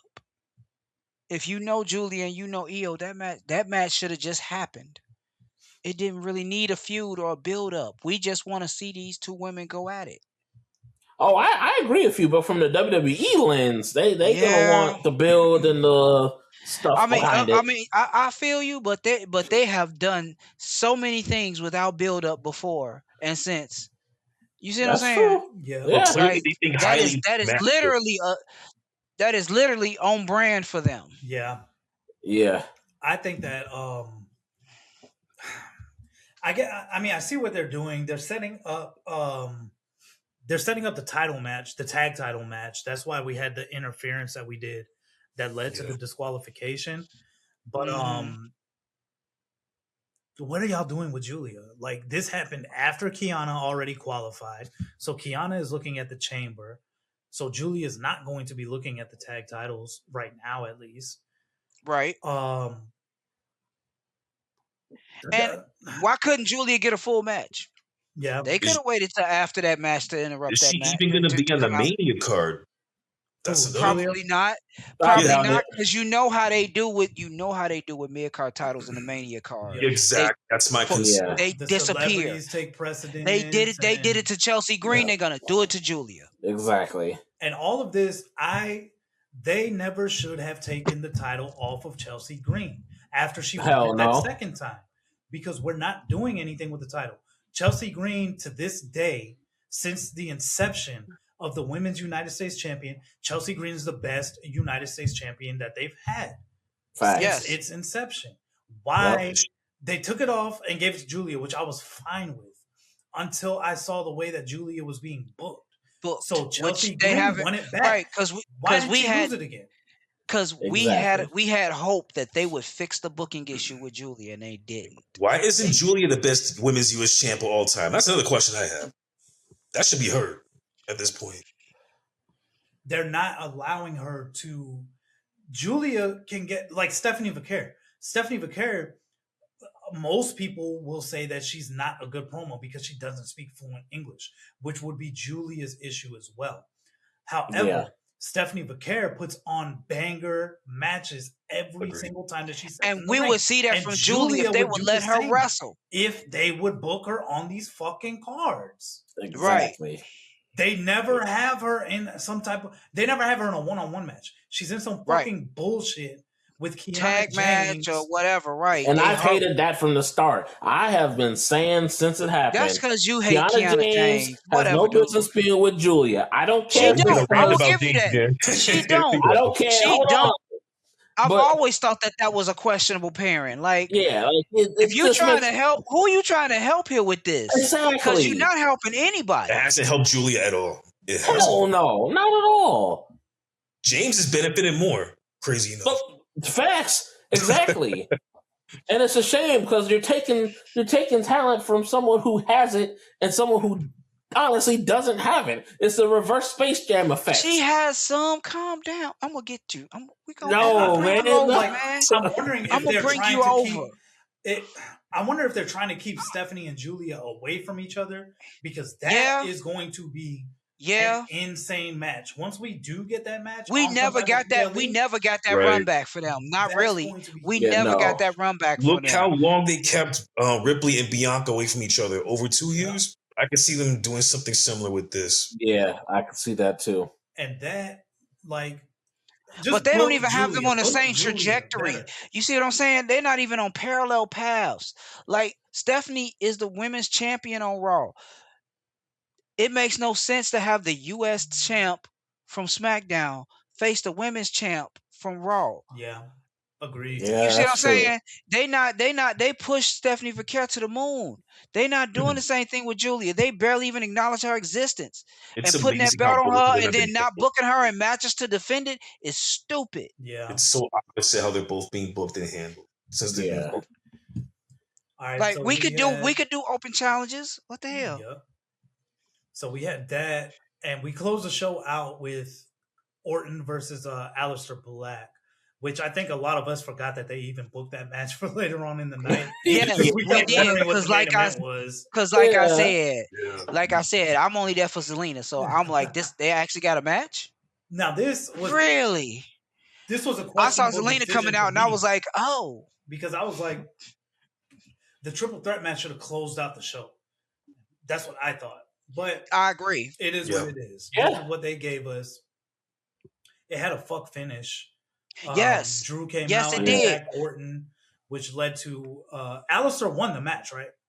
Yeah. Yes. So it had that fuck finish. Drew attacked Orton. Nobody understood why Drew attacked Orton, which that added to why is Drew attacking so many people and making so many enemies. Right. As like what? There's no like, logic to it, honestly. There's none. I tried to logic that one, and I'm like, I can't even make this math. I don't even know what you doing, dude. He needs to explain this one because I can't make sense of doing that. They had Drew came out. They had Cody come and run Drew off. The Aleister hit the Black Mass and took the win. The match was okay. Yeah, it wasn't a bad match. But the finish was trash. The finish was trash. It didn't make sense. I think. Well, no, I don't think that you couldn't really have Aleister go over clean before having Orton in the chamber. But as Tia said in the chat, I think she said, "What does this win do for Aleister?" I agree. It doesn't really do anything for him. Nothing. Yeah, right now. That. Right now, it does nothing. Yeah, a win now over after Orton the chamber would do something for Aleister if he wins clean and is on a bigger stage. Yeah, I agree. Exactly. If he would have won clean, but it would have hurt Orton in this situation. But I feel like if you do just with nothing on the line, where it's just a one-on-one match, Aleister can come out looking better, beating Orton with Orton not taking too much of a hit. Right. It just has to be booked that way. This was just. It didn't make sense. The ending didn't make any sense to me. Yeah. Because I remember watching it and I'm like, well, why would they build it up like this and there's no finish? Especially in Drew coming in the way he did. That's what got me. Right. If it was Zelina, fair. Drew, okay, what are we doing? Right. Zelina didn't even get involved in the match, really. She was there. Yeah. I know, because I was watching it every second she was there. But the point is, she didn't get involved in the match. She was there, but I'm like, like when Drew came out and hit him, I'm like, why are you here? Yeah, I'm like, we got a perfectly good foil right there, and you come out and then you run off. You ain't even willing to throw hands. It made no sense to me. But and then you gonna come out next Friday crying about it. Yeah, that's what's gonna upset me, because that's Drew's whole stick now, is that he'll do stuff and then he'll go cry about how it didn't work the way he wanted it to work. Groundskeeper Drewy at it again. And I'm not looking forward. I'm not looking forward to SmackDown next Friday, because here lately, all of the go home shows have sucked. They've been so bad. They hold back every single show. Horrible lately. And what we're gonna get next week is a bunch of matches that could have been that could have made the chamber pay-per-view. It's like these go home shows are booked. They take we might get Uncle Howdy versus Solo next week. It may end up being announced. Man, we might even get those type of matches. We might even get Julia defending her title next week. Yeah. I'm telling you, those kind of matches that we're going to it's a pre-show. They treat it like a smaller version of a PLE. Yeah, they sure do. They treat it like a pre-show. And it's in Chicago too, so they're gonna treat it like a pre-show for sure. And it's a 3-hour filler, so get ready. 3 hours of filler. When I went to SmackDown when they were in Nashville last year, that was a go home show for, I can't remember which PLE took place that weekend, but it was a go home show. And the Wyatt 6, that was when they beat the MFTs originally for the tag team titles. It happened at that show. That's usually when could have been on the PLE. titles change hands on SmackDown is Uh on a huh. go home show. I don't even happened. call it that for SmackDown anymore. I call it the pre-show. That's essentially what it Every is. single PLE SmackDown to put on a show where they'll put those belts on the line the night before a PLE when this match could have been on the PLE easily. Yeah. Easily, and it would have been, and it's not like they're bad matches. They just put them on the wrong night. Yep. Yeah. A good match alone isn't enough, Nope. And that is what closed our week out for WWE Weekly Television. We saw Aleister Black beating Randy Orton. Anybody got anything else to add? For that, no. Nah, I'm good. Nah. All right, BDaMan, you want to take us out? Alrighty, well, that's another episode for you boys here at the Bad Boys Podcast. We'll be coming at y'all next week. Elimination Chamber is this upcoming Saturday, so we'll be coming at y'all in the next one about Elimination Chamber.